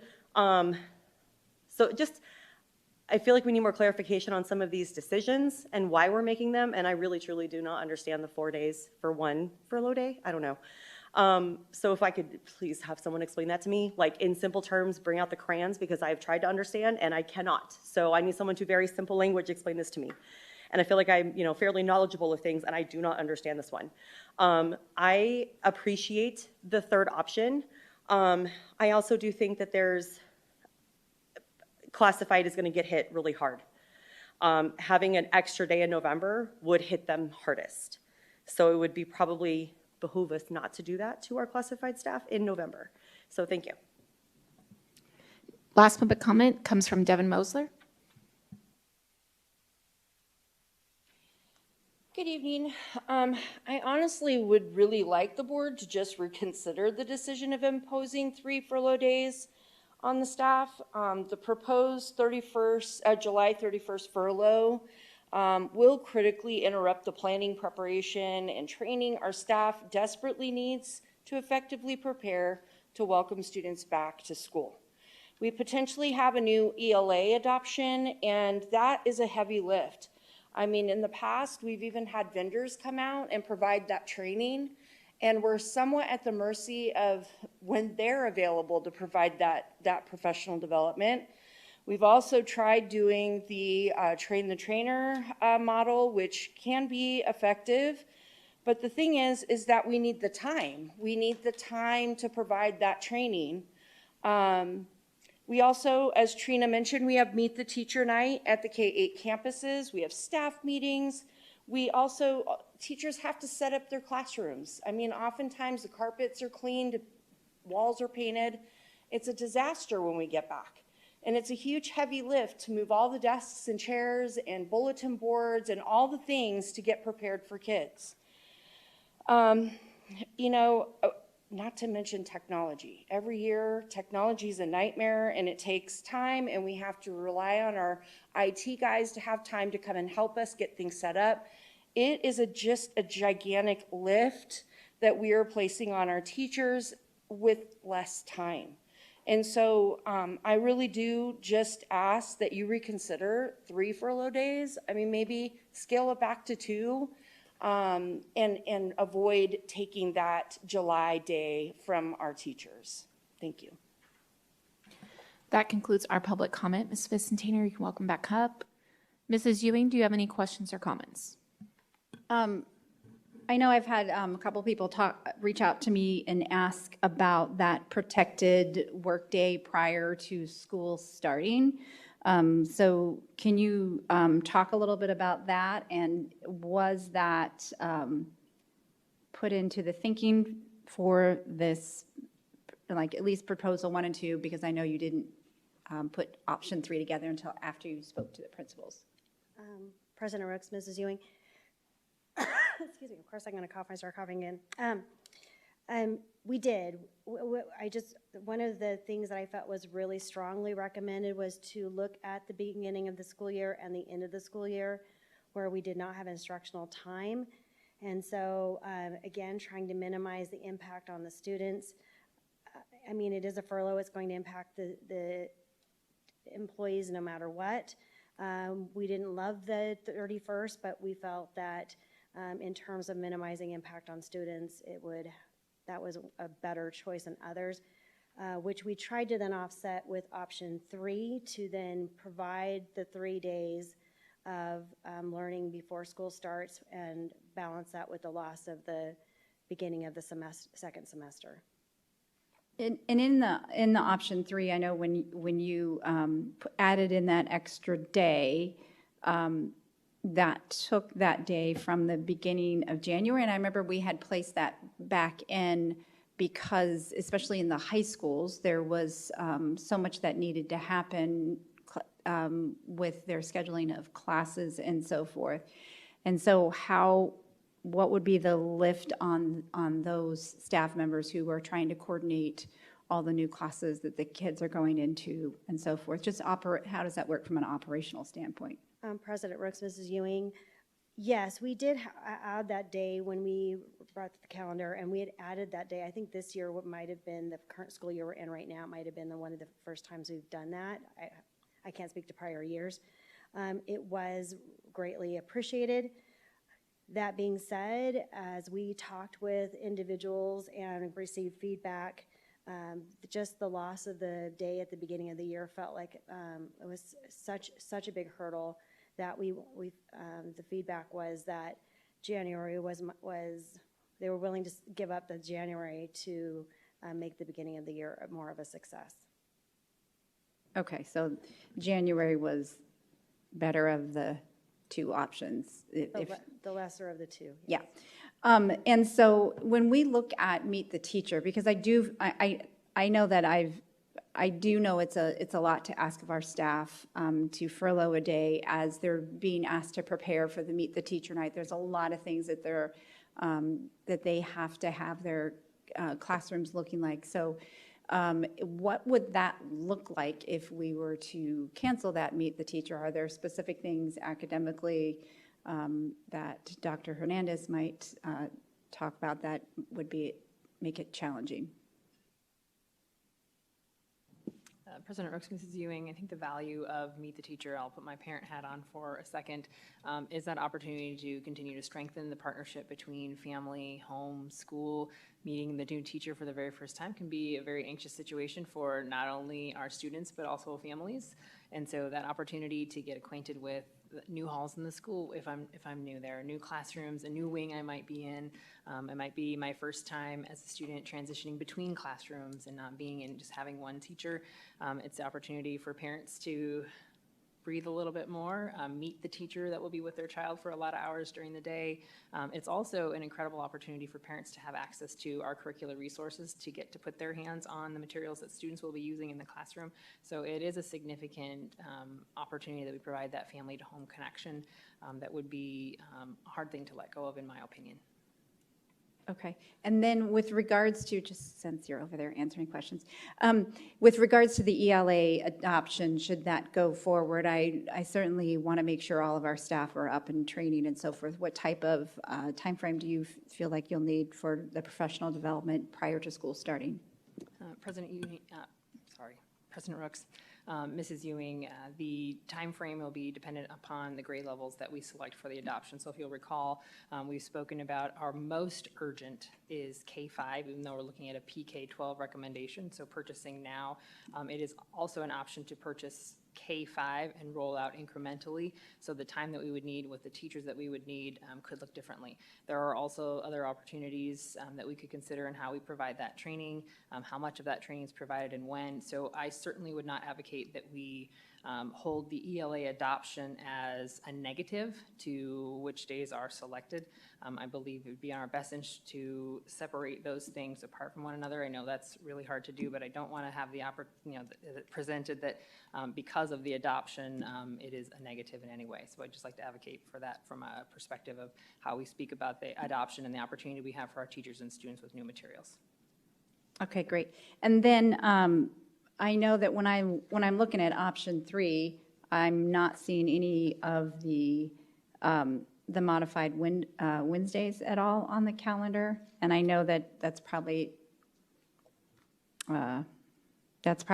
more to do with the instructional hours that we have to make up. So can you walk me through that, and if that's built into when you lose a day for furlough day, how does that work out with regards to PD? And I don't think that there's a law or anything that we have any sort of required number of hours for PD. That was the other piece too. President Rooks, Mrs. Ewing, so with regard to the dates, and I apologize, I don't have them in front of me, but we had identified 4 dates second semester where the high schools would not have early release. To Mrs. Berg's question about the math, we did sit with Ms. Thomas, our head of IMT, and our scheduling. We carefully looked at the minutes. The 4 days was necessary because school does not count necessarily, especially it's very hard to count it at high school because not all students stay for lunch, and secondly, not all students have a class adjacent to lunch. So if they have, for my understanding based on our discussions, was that for lunch to count, it had to be adjacent to those to a class. And there are some students who leave after a certain period and do not have a scheduled lunch. So given that, to make sure that we had adequate cushion in those instructional minutes, we had chosen not to avoid the Wednesdays, and then that's why we needed to make up those dates. And I believe we had chosen, and I'm looking towards Sherry because she and I had looked at this. We had looked at, I think I can recall because we were looking at the weeks that were already shortened. So we looked at January 20th, February 17th, I believe it was March 10th, and April 21st. And those days would be full days for the high schools. Okay, thank you. Those are, I think, all my questions for now. Mrs. Prophet, any questions or comments? Thank you for this presentation and for taking the furloughs and reworking the calendar yet again. It's a heavy lift, and also furloughs suck, and nobody wants to be furloughed. Like, there's no good choices here. There's just least damaging options. So, I mean, speaking for myself, when I opened my mouth and I said, obviously I feel passionate about people voting on election day. That being said, it does come with a lot of complications, and I understand. I really, really like option 3 because it provides those 3 days prior to school starting for our teachers. And also when we were having those budget discussions, I was advocating for keeping the 2 furlough days to the end of the year because it will give us an opportunity, should financial situations change, that we can reverse those. So being true to my word, and again, thank you for creating option 3 after the input from our all administrators meeting this week, and listening to our admin for, how they feel that this can be best executed in the least damaging way. So I really, really love option 3. Mrs. Bowles, any questions or comments? Yes.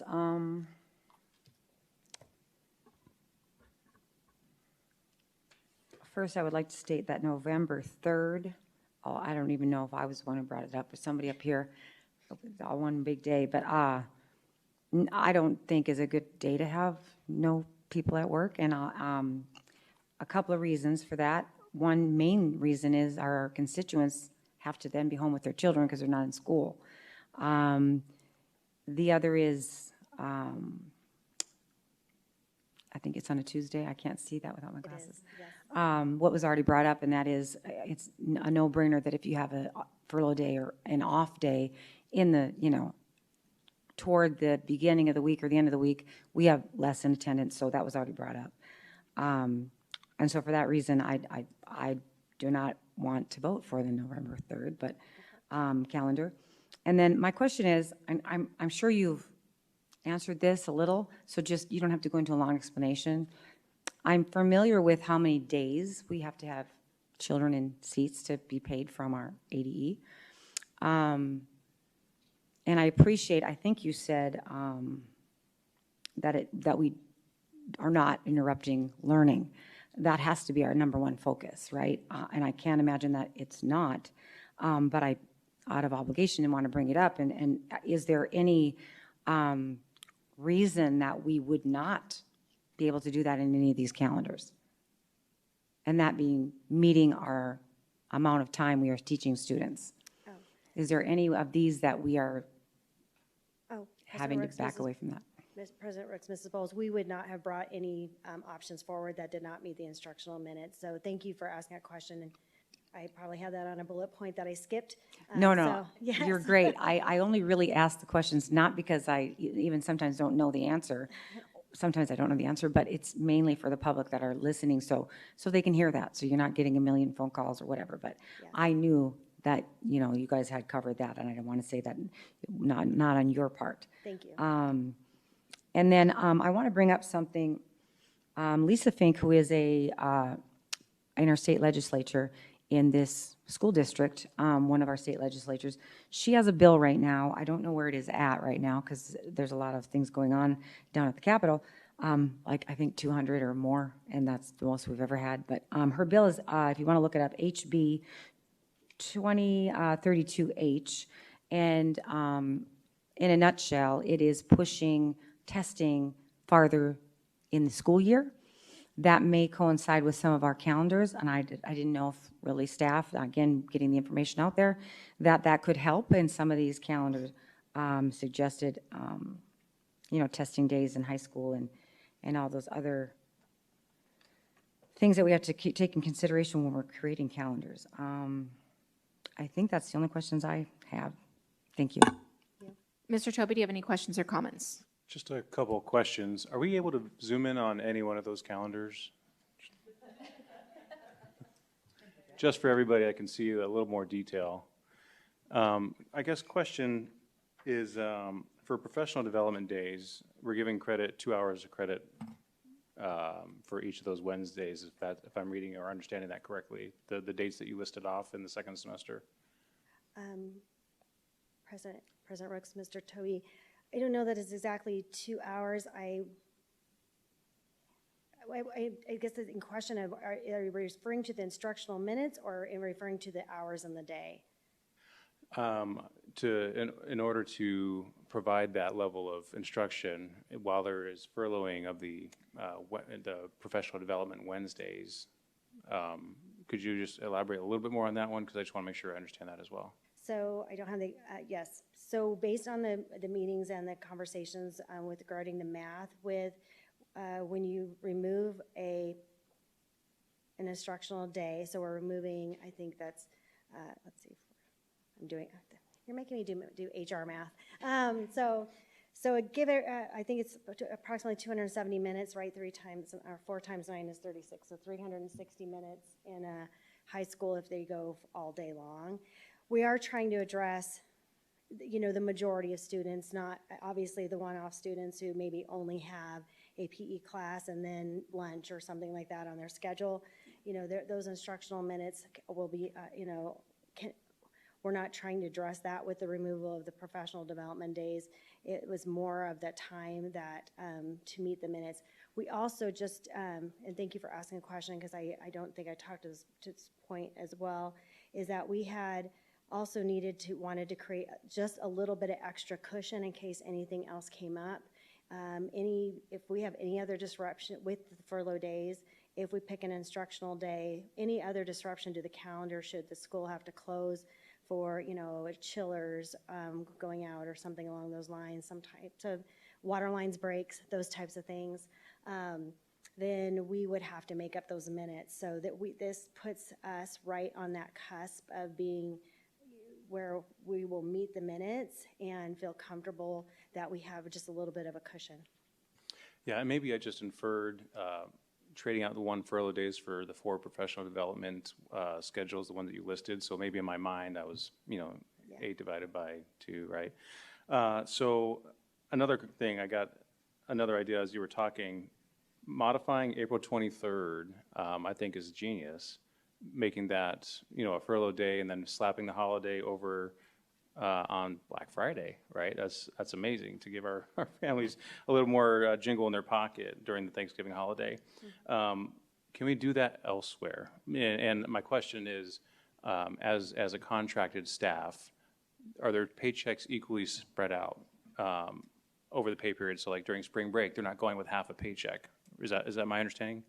President Rooks, Mr. Toby, so with regard to salaried staff, yes, their paychecks will be spread, although in the week of furlough, they will experience the drop of the value of that one day.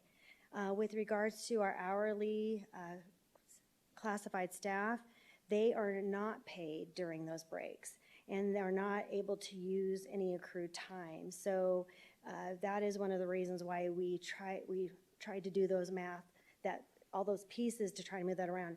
We looked at our board policy for holidays.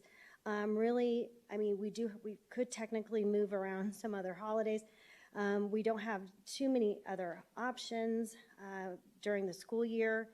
You would have either President's Day, Martin Luther King holiday. Veterans Day cannot be moved because that is set by policy, and then or October 12th.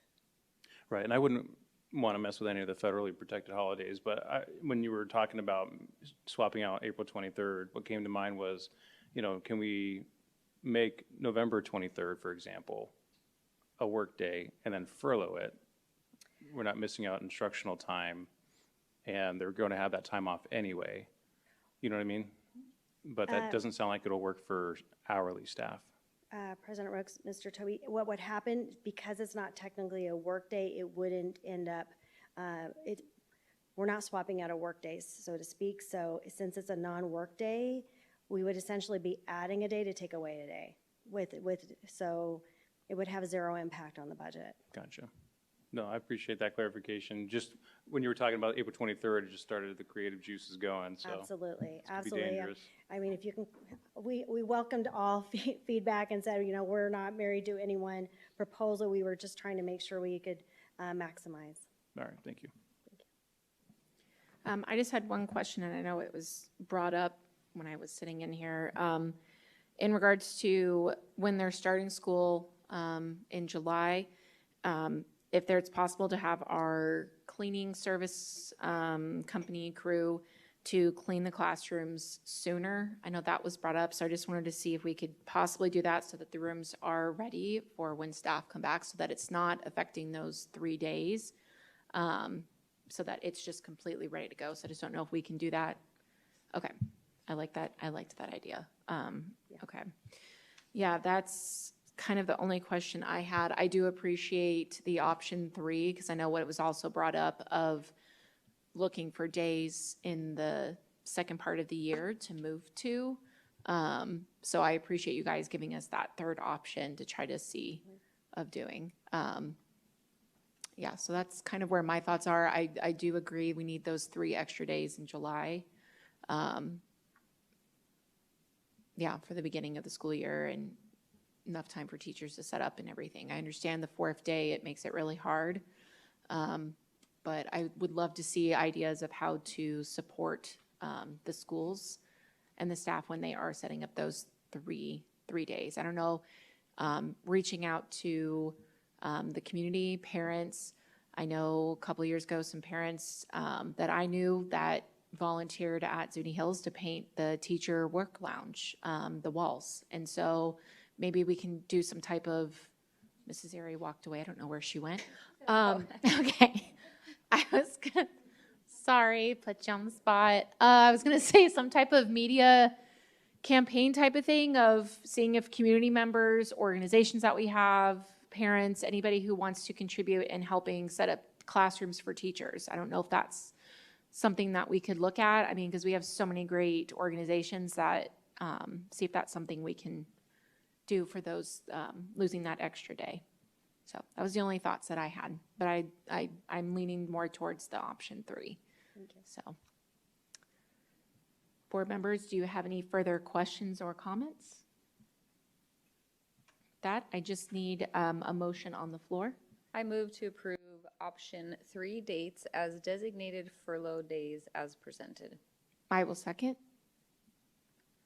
Azure, we have the motion made by Clerk Profit, seconded by myself for option 3. And if you could run us through a voice vote, please.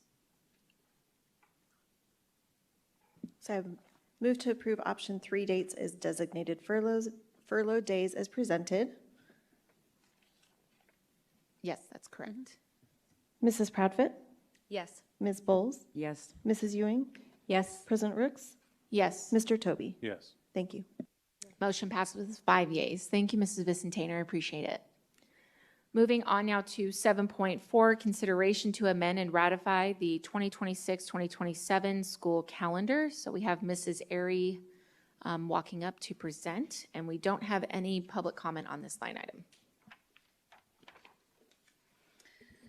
Good evening, President Rooks, members of the board, Dr. Summers, cabinet, and guests. This item is a follow-up to the item that you just previously approved, and you hit on a number of the state statutes around the calendar, which you are already so well versed in from the calendar presentation that you received a couple of times in the fall. So to make sure that we are in alignment with all of those calendars, we do need to have you vote to ratify the school calendar for next year, which probably sounds very similar to the item that you just previously had. But with this, we take that school calendar. It begins our master calendaring process that we go through, master scheduling rather. And so we do need to have you ratify that calendar. What we'll do and what we have attached to this item is simply the current school calendar. We'll take what you just approved. We will create a new calendar for you. We'll make sure that's included in the Friday report that you have it, but we do just need to have on record that you are ratifying the school calendar to include any of the adjustments that were previously approved as part of the furlough days that can now be included in our school calendar. The impact to that, as was recorded from the last agenda item that we had, is really taking place on that January date, on January 4th, that is impacted.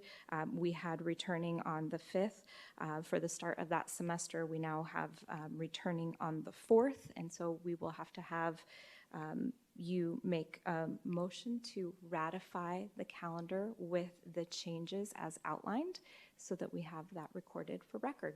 I'll stand for any questions that you may have, President Rooks. Thank you, Mrs. Airy. Mrs. Ewing, do you have any questions?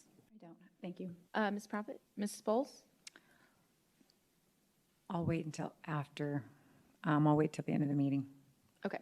Mr. Toby?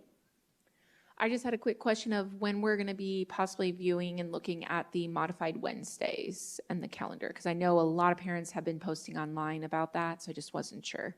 Looking over to my colleagues to see, this starts that process as well. So we'll take both the days that were just discussed, the adjustments to the instructional minutes. We'll take the approval of the school calendar. Of course, this all has to be submitted to the state, and then we'll begin plugging in all of the professional development days. I'm not sure if we have an estimate on when we might have that available, Dr. Hernandez.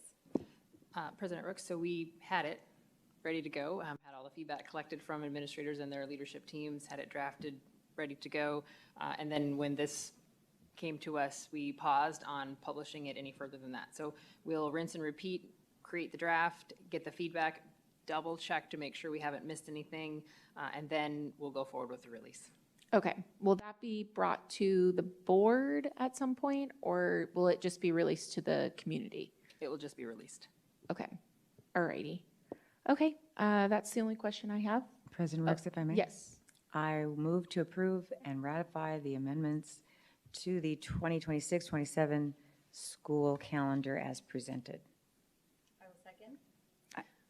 So we have a motion. I Yes. just think we need to identify that it's calendar number 3. Do we need to do that in the motion since there's 4 provided there? I believe so.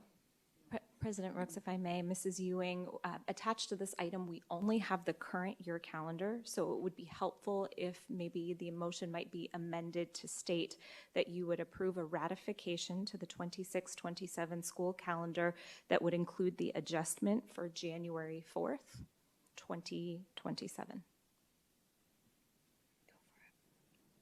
Okay, I will make the amendment to Mrs. Bowles' motion to include the option 3 of the 2026-27 calendar. And I'll second. Azure, were you able to capture that motion and amend the motion? If you allow me just a moment, I will get right back to you. Thank you.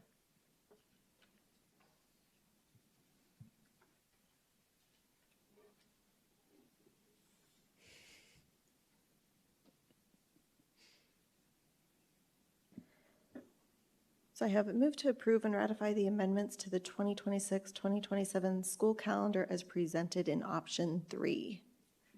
Does that suffice with the board? Yes. And that motion was made by Ms. Bowles and a second by Mrs. Proudfit? Yes, and then the amend motion was made by myself and seconded by Ms. Bowles.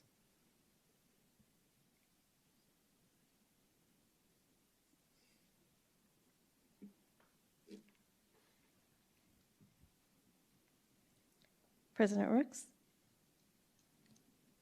Sorry. Just real quick, it's got motion and seconded by Janelle Bowles twice. I just want to make sure. Thank you. Sorry No about problem. President Rooks?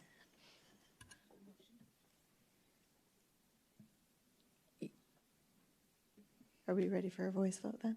Yes, Okay, yes. I thank just didn't know that on the screen, it's reading motion by Janelle Bowles, seconded by Janelle Bowles. So I just don't know if you, If you refresh your screens, it should can they refresh? show Bowles Okay, as the motion, and then President Rooks is the second.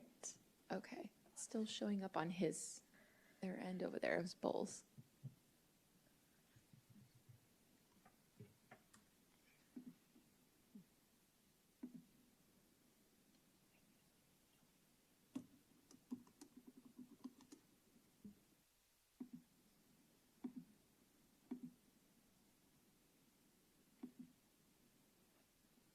Okay, board members, if you refresh your screen, does that look correct now?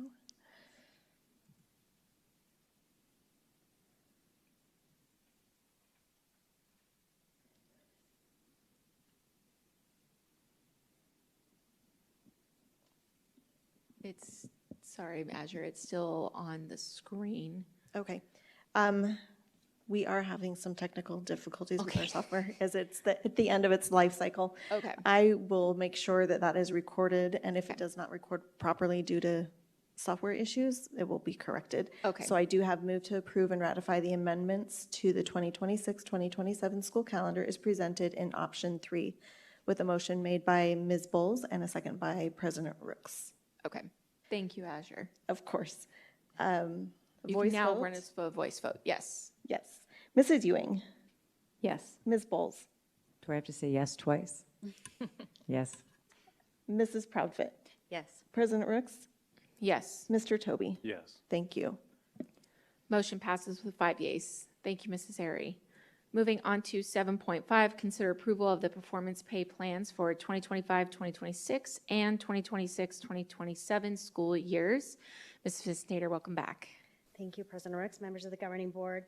We were bringing forward this item in recognition of last year when the performance pay plan had been brought forward. It had been approved in December for the 2024-2025 school year. And that presentation, as I look back at it, anticipated that a committee would be brought forward and a new evaluation would be brought forward, and that that those changes would happen. Through the transition and change in leadership, some of those changes did not occur. So we did not feel that at this point of the year it would be appropriate to make significant changes to the performance pay plan. Everyone has their goals set up and information set up in the system based on prior year's programs. So we wanted to create some continuity and recognize that we wanted to also build ourselves a runway to be able to make changes into the future, but to give that certainty for both of this year as well as next year. So we had brought forward this plan. We also had discovered that we hadn't really captured the site and district administrators' performance pay in a document other than through presentations. So we wanted to incorporate that information here as well.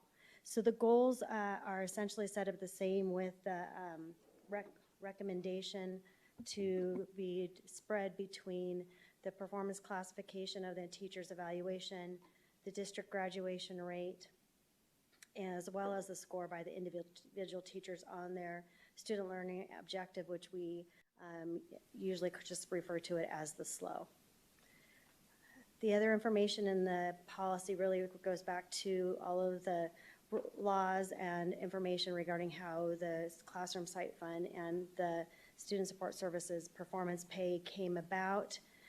So we left all of that whole, just captured the fact that district administration would have this pulled forward the information from prior presentations to make sure that we captured how the information would be, or performance pay would be calculated.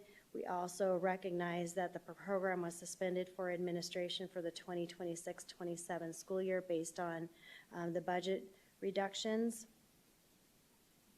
And finally, captured that there are some rare situations where we have individuals who select or make the decision that they would like to work, and it usually happens in the high schools, but sometimes in the elementaries, they work the entire first half of the year a full time, and then we plan and have a game plan for that individual's students to be, or classes to be covered through another teacher set up for the second half of the year.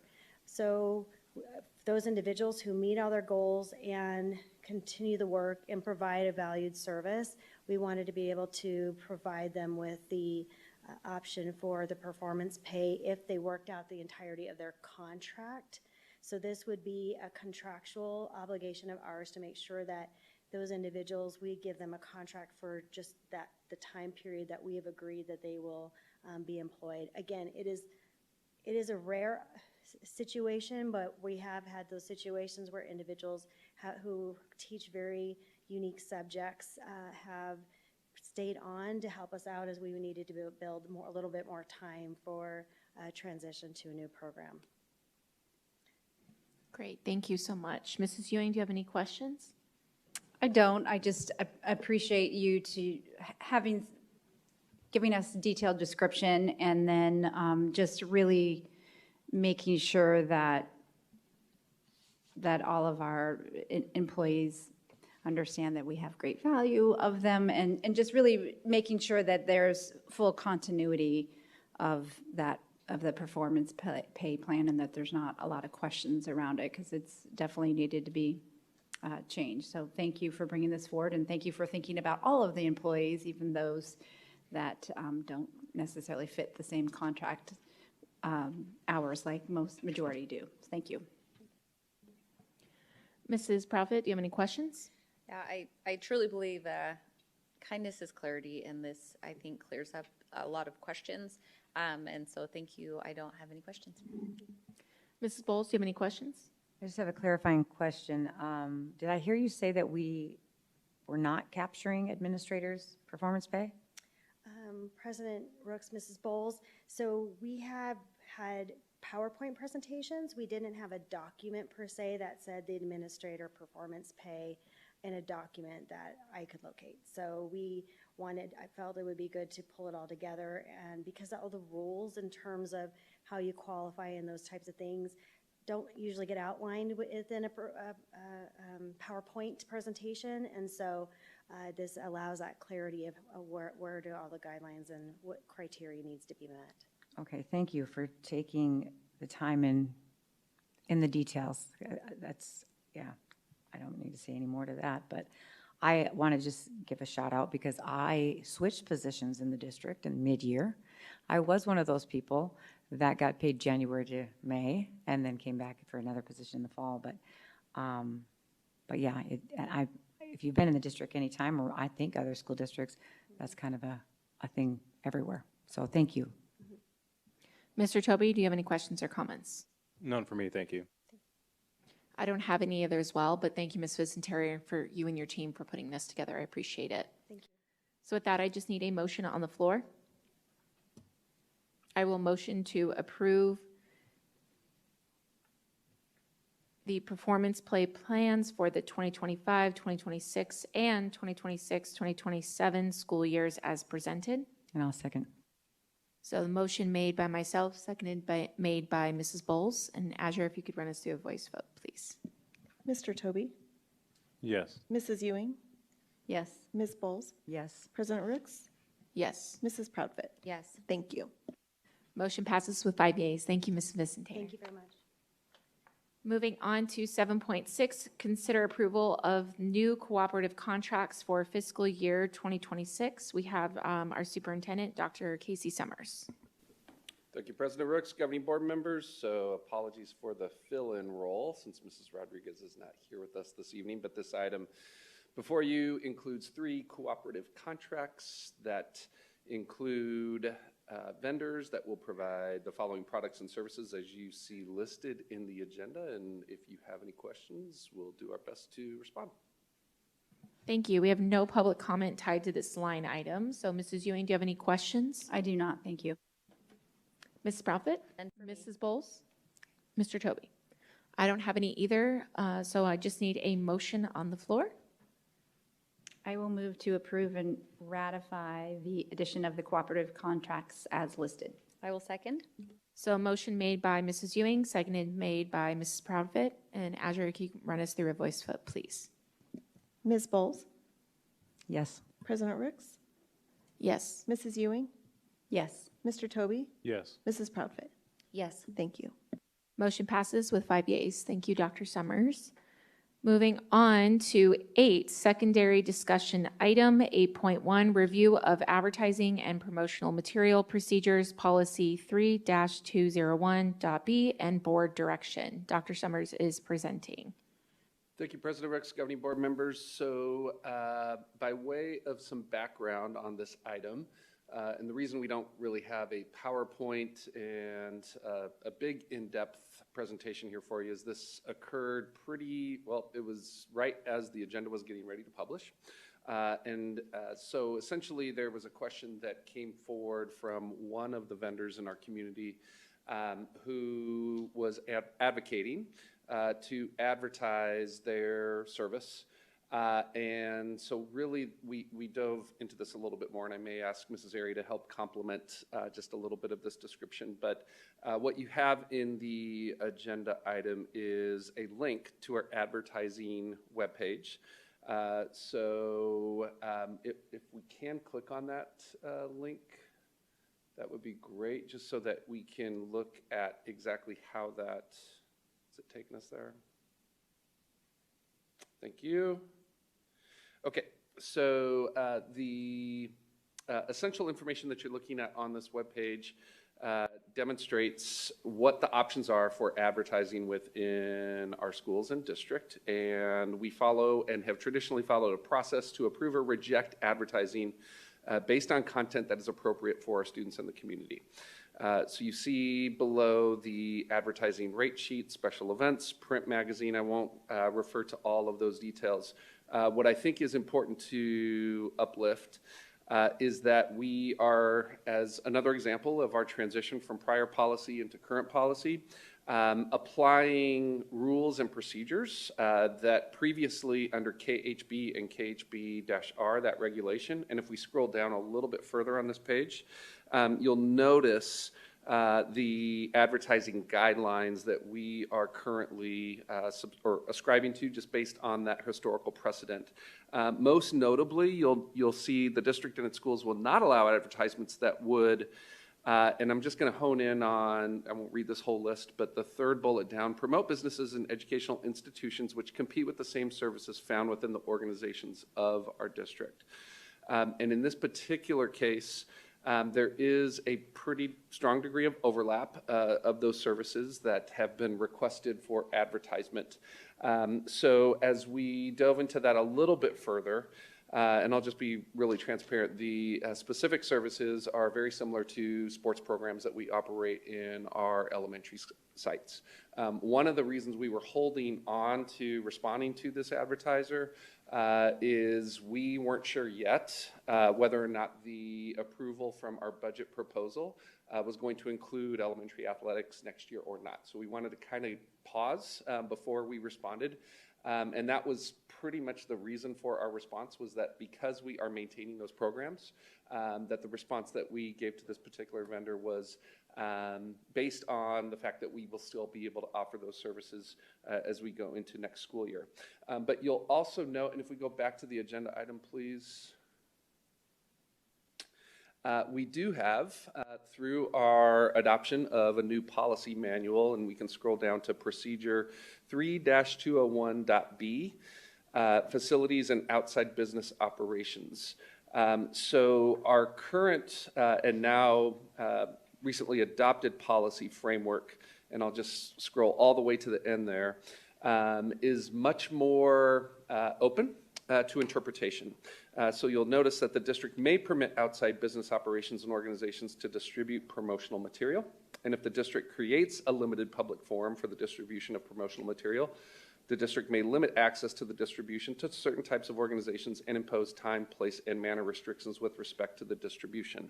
So what we're really wanting to just elevate for your consideration here this evening is, given the more flexible implementation of that type of policy language, that we thought it was worthy of some discussion, and certainly are open to receiving your feedback in your direction regarding, and we can kind of talk about this in a number of different aspects: the scope of the organizations that are permitted to advertise or distribute promotional materials, whether organizations offering services similar to district programs should be included or excluded, and any updates needed to ensure alignment between board-adopted procedures and publicly posted guidelines. So I appreciate that we're able to, again, bring this forward sort of hot off the press, if you will.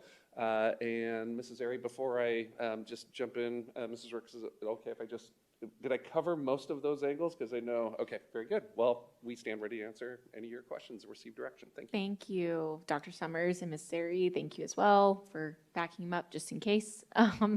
We don't have any public comments, so Mrs. Ewing, do you have any questions? I don't have any questions, but I think that you do have to be really careful about allowing advertisers that compete with the things that we do, and we also want to make it, first of all, I don't think that our parents want to have continual amounts of all different types of advertisers, flyers coming home with their kiddos, because kiddos see the flyers, they get excited about something that's on there, so we want to be careful about that and how much we do advertise to our kids or allow outside organizations to advertise to our kids. But the other thing is if we want to set a clear guideline that is easily followed by our business operations, or just so that this just can easily screen that and not have to be taking each particular advertiser on a case-by-case basis. So, and I mean, gosh, if we allow all folks to advertise, to provide advertisements to our kiddos, that could be a lot of the charter schools could allow that too. So I just think we have to be really careful and not just considering this one organization, but really have a clear guideline and clarity around what is not allowed, so the district can follow it well and that the board understands it and has clarity around it as well. That's all. Thanks. Mrs. Prophet, any questions or comments? Yes, I would push back a little bit. I think the situation we're in with funding, I think any additional streams of revenue are a good thing. I think anytime we can invite the community onto our campuses in a more comprehensive way is a good thing. I mean, no one's saying who we're talking about, so I won't either. But this particular organization has partnerships with the school districts next to us, and they're already and have been doing this for a very long time. We currently have vendors inside of our district that offer things that we also offer. I'll just give one example, cheerleading being one of them. We have a partnership with, I think it's called Activity Stars, something like that. My daughter did that at Sunset Heights. Sunset Heights also offers that. I don't think it's as big of a conflict with this one specific thing we're talking about, and I think we need to be looking very closely at obviously following policy, but also doing things differently to invite additional streams of revenue. This particular one that came up that we've had some emails about, I think it would be an incredible way to invite our community onto our campuses. And even though it offers similar to what we have, if we offer one season of something and this organization offers a whole year of it, I just don't see it as being competing. And I'm saying that truthfully as a parent and speaking from my experience, having had children that participated at Sunset Heights in the cheerleading program, and they also have a cheerleading team, or someone who's doing a volleyball program, and we do this with the city of Peoria, we do this with lots of organizations. I just don't think it's necessarily competing with us because it's a completely different product. And again, I would just look very closely before we say no to something that could generate revenue for our district. So I don't want to be, like I said, I don't want to be too specific to exactly the vendor we're talking about, but I think we actually need to change our thinking a little bit with this and create, like I said, create more streams of revenue. And also, I think the more we can demonstrate to our community that even if you're not utilizing the public school system, it is a community held property, and we're using it as that. I think it could potentially drive more interest and buy-in for our schools. President Rooks, members of the board, just a really quick point of clarification, just to make sure we're discussing from the same vantage point. The particular organization that sent the emails was not looking to rent space and provide those services on our campus. They were looking to advertise on our campus for our students to go to other spaces or other districts to participate in that program. So I just wanted to make sure that was clear. What I'm saying is I think that they're completely different services, and I was using the example of Activity Stars because they do advertise on our campuses to provide something that we also provide, but it doesn't seem, it's not having a huge conflict. So even though we haven't done it before, I think it's worth considering if we can invite those kinds of things in. I know this particular one's a program lots of people use. Anyway, just consideration. Mrs. Bowles, do you have any questions or comments? Thank you, Ms. Aries, sorry. Because that's what I read as well, policy 3-202 regarding facility use. Just for the public, you know, the ones that are still out there watching, any advertisement having to do with illegal, you know, minors and alcohol and tobacco and drugs and gambling, we've had all that, and meaning we haven't allowed that. I'm not going to name the other ones, but I've seen this, and it doesn't affect the sale of anything, correct? It's just our facilities and the advertising on our facilities, correct? Or in our facilities. President Rooks, Mrs. Bowles, yes, this particular request is using our facilities to advertise for a for-profit business off-site of our facilities, I guess would be the broader way to. Thank you. That actually answered it, even though I didn't ask it. So that, because I was thinking of churches, you know, renting our spaces, and we need to rent our spaces. I don't need to beat that dead horse, but thank you. Mr. Toby, do you have any questions or comments? It seems like our policy that's posted online is pretty comprehensive, and it allows carve-outs and caveats for the district to allow certain things. So are we looking to make our current policy with the trust more clear?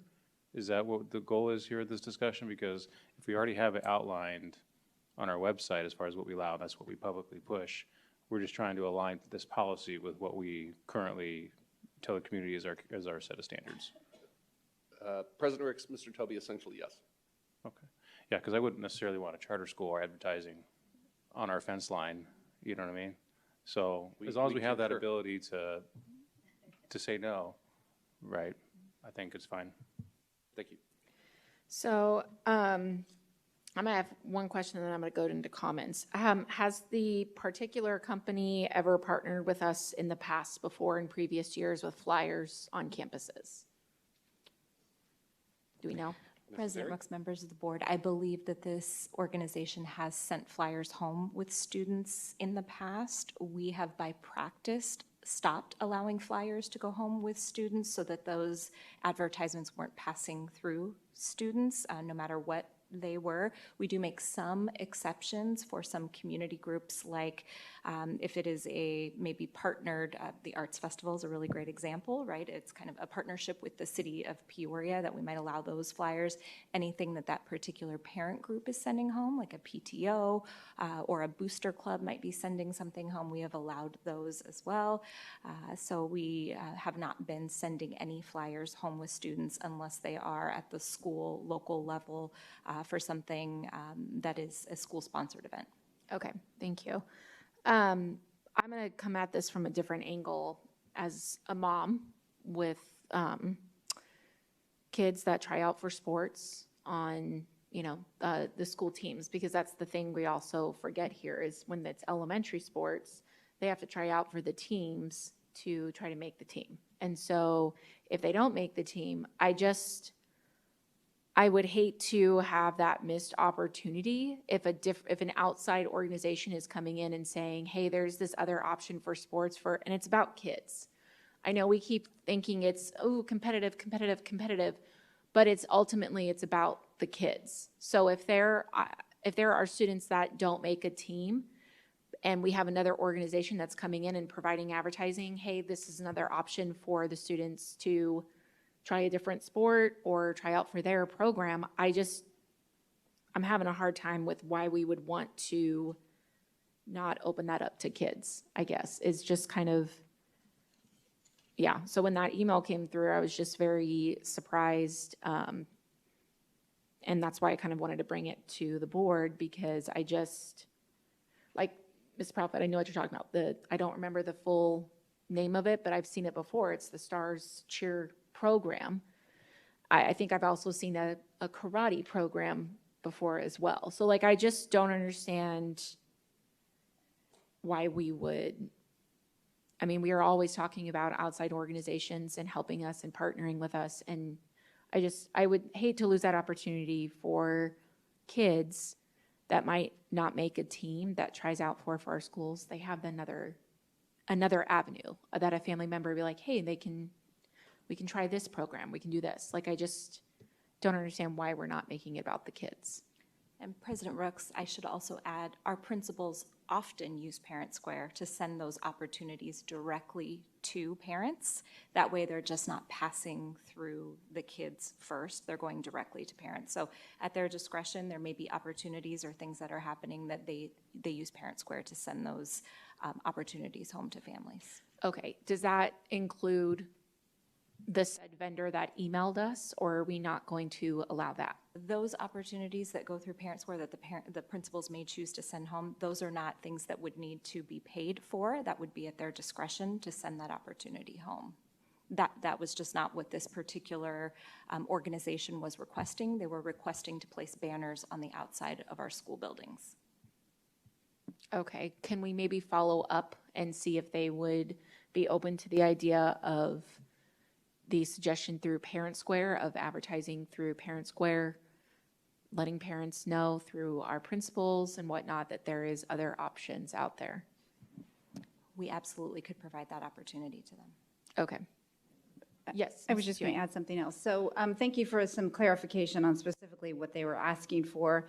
I know many of our schools have the newsletters that they send out as well. There is opportunity to advertise in those, and then we have, if this organization would like to look more broader, if they're a larger organization, we also have the Unified magazine, and I believe you're always looking for advertisers in there.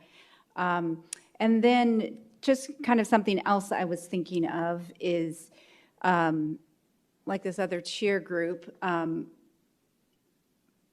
if they decide to, if this organization wants to bring that activity onto our campus and use our space, then it becomes a rental agreement, right? They could still advertise with the families in the newsletters, or maybe just in those schools' newsletters that they service, or if they service all of them, they could do the unified.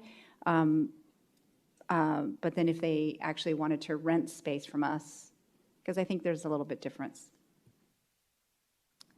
President Rooks, Mrs. Ewing, if I'm understanding your question correctly, I believe that should an organization want to do a facility rental, I would say they could work with the school where they are interested and see if that space is available. And again, there would be some challenges if they were wanting to offer soccer, and we have an elementary school in their soccer season also offering soccer, then we would see that as a bit of a conflict. Also, the fields wouldn't be available, for use, but they'd have to work with their local, with the principal at that school to determine what space is available for rental. But this particular group right now is not asking for space at all, like That's to advertise with their families and then utilize our space. That's correct. Okay, thank you. I have another question. So this is centering, I would assume, on the elementary buildings? President Rooks, Mrs. Proudfit, yes. So I get that we haven't done this before, and I was like, well, a banner, that's not my favorite idea. But then I was thinking about driving through. All of our high schools do a lot of banner advertising through their booster clubs. So, and again, I mean, our business has a banner up at Sunrise. So of course you couldn't have something alcohol driven or, any of those stipulations. But if we opened up this stream of revenue for the elementary schools, being that most of them don't have elementary boosters, is that something that we're willing to consider? Something that's already done in the high schools, and we're actually taking more control of it because we're not doing it through the boosters. We would be doing it through district. Is that something that we are willing to consider to potentially be able to generate additional streams of revenue? Yes. We're not trying to make this more hard than what it needs to be. So I think what we're hearing is very clear. Every opportunity that we have to be creative and to seek additional revenue sources within the guidelines that we have established, we're willing to do. So I don't want that to be the message that we're not willing to do that. I was just going to say that was a pretty good idea that you just came up really fast. So I would like to see that and see if that revenue source, if that's possible for advertising revenue source, if that can be budgeted for the actual school. So if the school can have that in their budget and getting that revenue source back, if that makes sense. Yes, it does. Okay. And speaking on behalf of our Deputy Superintendent of Business Services, I'm sure she would be willing to check that out. Support that as well. Okay. All right. Thank you. Mrs. Ewing, do you have any other further questions? We were just having conversations about booster clubs, the difference between like PTO and booster clubs are for high school, and I don't think you can have booster clubs. And I know that the booster clubs in high school do use the banners as revenue and so forth, and I don't know by law if you can do something similar. But that's for you guys to be creative about and figure out how that works and what that model would look like. I think when you put something under a PTO, and correct me if I'm wrong, the hard part about doing it under PTOs is they operate under their own 501c3. Booster clubs operate under the school. So booster clubs are kind of the great equalizer because PTOs are limited how much money they can raise. I say this being a past person who had to do the workarounds for our school. Booster clubs, that's why there's a little bit of a disparity. Like Liberty High's booster, there is tons of money, but there's no limit really to how much they can raise and how it's implemented. And so that's why I'm saying if we do it on elementary level, doing it through PTOs, we don't want to run into the separate 501c3, but it would be good to run it through district so that there is some kind of centralization of the process and limitations maybe just to make sure it doesn't get totally out of hand. Just a point of clarity, maybe. Some of our booster clubs are a 504C, some of them. President Brooks, Mrs. Profit, and Mrs. Bowles, and yes, that is correct. That was the only thing I was going to say, is that booster clubs are operating still as independent entities that, with that status. Are they like separate 501c3? Yes, Like in most they of are? them are, yes. Okay. Yeah, they don't. Yeah. So, But the bigger point, Yes. because I know we're veering a little bit, yep.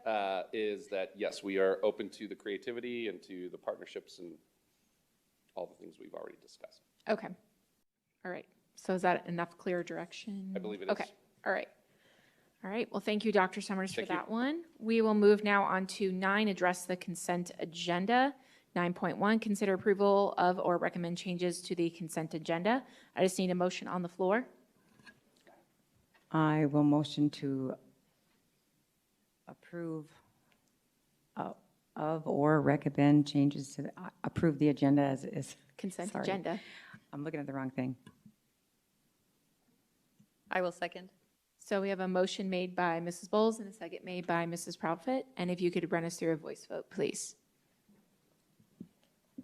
Mrs. Ewing, Yes. Mrs. Proudfit, Yes. President Rooks, Yes. Mr. Toby, Yes. Ms. Bowles. Yes. Thank you. Motion passes with 5 yeas. Moving on now to 12, closing call to the public. 12.1, request to address the governing board regarding matters not included on the agenda. We do not have any public comment turned in. So we will move to 13, informational reports. 13.1, report on upcoming meetings and events. Mrs. Airy. President Rooks, members of the board, nothing to add to the report this evening. Okay, thank you. 13.2, budget report for the month of December 31st, 2025 is available on our website. 13.3, legislative, state, and local updates. Dr. Summers, do we have anything? Because I know Ms. Rodriguez not here. President Rooks, governing board, nothing that's a detailed update other than to say, yes, this legislative session is alive and well. And of the 200 some odd bills that are out there, we are definitely watching many with interest. They are also having very late meetings, I can see, just like us. So, all right. 13.4, report on requested future agenda items is available here on our website. 14, other business. 14.1, request for agenda items for future governing board meetings. Mrs. Ewing, do you have any future requests? I do. I'd like to see a discussion and action item on the school safety grant on whether to go out for the application for additional years on the school safety grant. I will second. And I, Okay, is that all? yeah, I think that's all. Mrs. Proudfit, do you have any future requests? I do. I have one. Something has come up in conversations with cabinet this week. Last meeting, there was something brought up about dean of instruction and in reductions and also the end of grant cycles. I would like I'll let you guys decide, I guess, Friday report or discussion item, however you want to present it, about the possible creation of a dean of behavior position.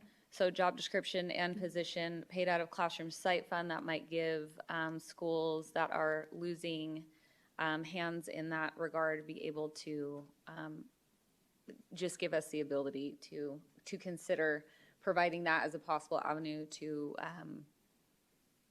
replace the hands and make sure that our students have the support that they need, and also provide additional potentially positions for eliminated positions. I'll second. Do you have any others, or is that it? Oh, sorry, that's it. Okay, Mrs. Bowles, do you have any future requests? I do. Discussion and action item for future agenda item around, and possibly even policy, specific questions when we are hiring and the questions being presented would be somewhere in the interview process. I'll leave that up to our HR. I'm not saying it has to be you, but the couple questions being, have you ever resigned in lieu of termination or while under investigation? Does that make sense? President Rooks, Mrs. Bowles, we actually have that question I on was our hoping you would say application. that. Thank you. That's what I Yes. needed. So scratch that, but thank you. Absolutely. I didn't know, I really didn't, but I talked with Susan a bit about it, and now we have it out there for everybody to know, so thank you. Absolutely. Any other requests, Mrs. Bowles, or is that it?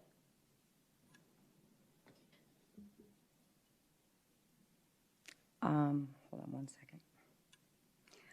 Discussion item around clarity when, and this is not even clear to me, so I'm not going to get this out clear.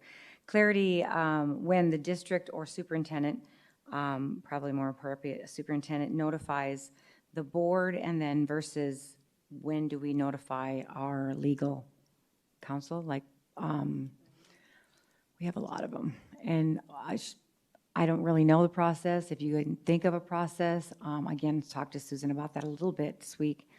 When is it appropriate for her to know and not to know? And Can I ask what you're pertaining it to, the subject of what? thank you, because, yeah, yes. I would say HR investigation, legal matters. Okay. Are we good, or do we need more clarification?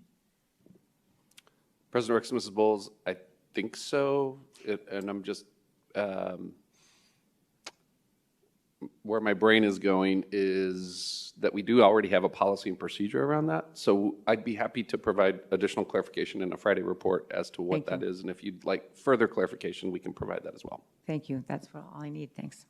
Mrs. Prophet, did you have another Yeah, one? I just had a point of clarification. When I brought up the Dean of Behavior, obviously, not to replace any existing position. This, what I'm envisioning is additional hands, additional people and opportunities. Just President Ricks, Mrs. Prophet, just to be clear, we are, I believe, talking about a position that would be funded through the Classroom Site Fund, is that correct? In which case, it absolutely has to be a position that does not supplant a current position. So thank you for that clarification. Mr. Toby, do you have any future requests? Yes, thank you. I believe previously I needed some information on, in the discussion with the school, closures or consolidations, a plan outlining what the sale of Kachina would look like versus the repurposing. And I don't see that any longer on my future agenda request. I just want to make sure that we don't forget. And if we're going to cover it at the study session, that's fine. Thank you for that. We'll make I will sure second it. Thank you. And then also, probably already part of the study session.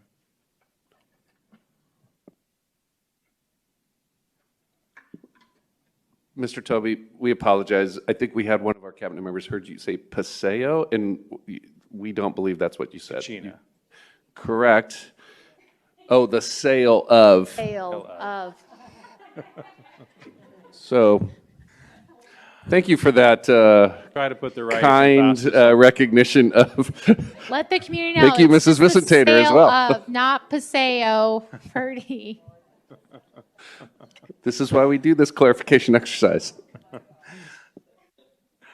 Oh, goodness. And then also a more detail on, probably like I said, in the study session, for the distribution of students and support staff, whether Kachina repurposed, sale, et cetera. I think we just need to get some better understanding, clarification with that. President Ricks, Mrs. Toby, if I may, I'm sorry if I was robbed just somebody of a seconding. second. Thank you. Can I just add one more piece to that, which is as part of tomorrow's Friday report, we will be providing you all with some preliminary information and an outline for what you can anticipate in the upcoming study session. If I can also just kindly ask that with that upcoming information, if you would be able to provide us with any additional questions that you have ahead of March 5th, If we could get those from you all by Monday, that would be fantastic, so that we have as much lead time as possible just to make that study session as productive as possible. I will second that. Thank you. And who are we sending them to? The entire cabinet? Our question? You can send that directly to Azure as a reply to the Friday report, or any member of the team. We are all in this together. All right, thank you. Mr. Tobey, future requests. If there had to be a second or a third school included in the calculus of our next plans, I'd like to know which ones those would most likely be, and then same questions: rollout, implementation, staffing. Can I ask a clarifying question? Sure. Are you asking for that as part of the March 5th session? I mean, and if it needs to be executive session, that's fine, I understand. The thing is there might, other than the DAC, right, we're discussing other options here, and I just need clarification and vision when it comes to making these decisions, and this is information that I just don't have. So, President Ricks, Mr. Tobey, what I will tell you is we do not have a list in waiting. What we can certainly talk about is what phase 2 could consist of. I would just want to be clear that it's not something that we're able to formalize at this point in time. So we wouldn't want to we wouldn't be able to actually introduce any additional thought process as part of the current proposal that you have in front of you. So I just want to be super clear about that. And I'll get with you offline, because I have a secondary follow-up to that, so. Okay, can we discuss on that study session what it would also look like for a possible sale of the DAC for the election, and then where, if it's possible to relocate staff? I just don't know if that's going to be included or not. President Rooks, I'm just being really honest. I think it would be really hard for us to have that as prepared as what you would probably want that to be. Not that we can't at least, I think, acknowledge it, but and especially with Ms. Rodriguez not being here right now, I'm not sure that we're in a position to be able to provide as detailed of what that would look like. As part of March 5th, we certainly would be able to, with a little bit more lead time, I think, include more of that conversation. Later down the road before If you could give us a little more time on that, we would really appreciate it. Okay, yeah, absolutely, that's fine. Just at least before June is just kind of. Certainly. Okay, thank you. Yeah, so just discussion at a future meeting then of what that would look like would be great. I will second. Thank you. The other one I had is, I'm just going to see if it's good with Ms. Airy, if it's possible to request what I mentioned earlier is some type of media campaign to see if volunteers and nonprofits and organizations could help in the upcoming school year with our teachers back to school, those 3 days before school starts, to help set up classrooms, hang up bulletin boards, those kinds of things, if that's something that we could look into on working on. I will second, and I will also help with some of the churches in the area, because we did used to do a lot of that. Okay. And then another one, 2 more here, just executive session update on some of the employees on leave at a future meeting if we can. Just an update so we don't lose track of where I'm at. Thank you. The other one, just to see if this is possible down the road, and this can be in the summer, just what a policy would look like. Somebody gave me this really great idea that they did when they were superintendent in a different state, of sharing their calendar with their board. So then the board could kind of see all the different things that the superintendent was meeting with and all of that. So I just wanted to see if that would be a possible policy. I'll second. Thank you. And that is all that I have. So if no future requests, we'll move on to 15 adjournment, 15.1 adjournment. I just need a motion to adjourn. I motion to adjourn. I will second. So we have a motion made by Mrs. Bowles, seconded by myself. And Azure, if you could run us through a voice vote, please. President Rooks? Yes. Mrs. Ewing? Yes. Mrs. Proudfit? Yes. Ms. Bowles? Yes. Mr. Toby? Yes. Thank you. Motion passes with 5 yeas. Meeting adjourned at 9:55 PM.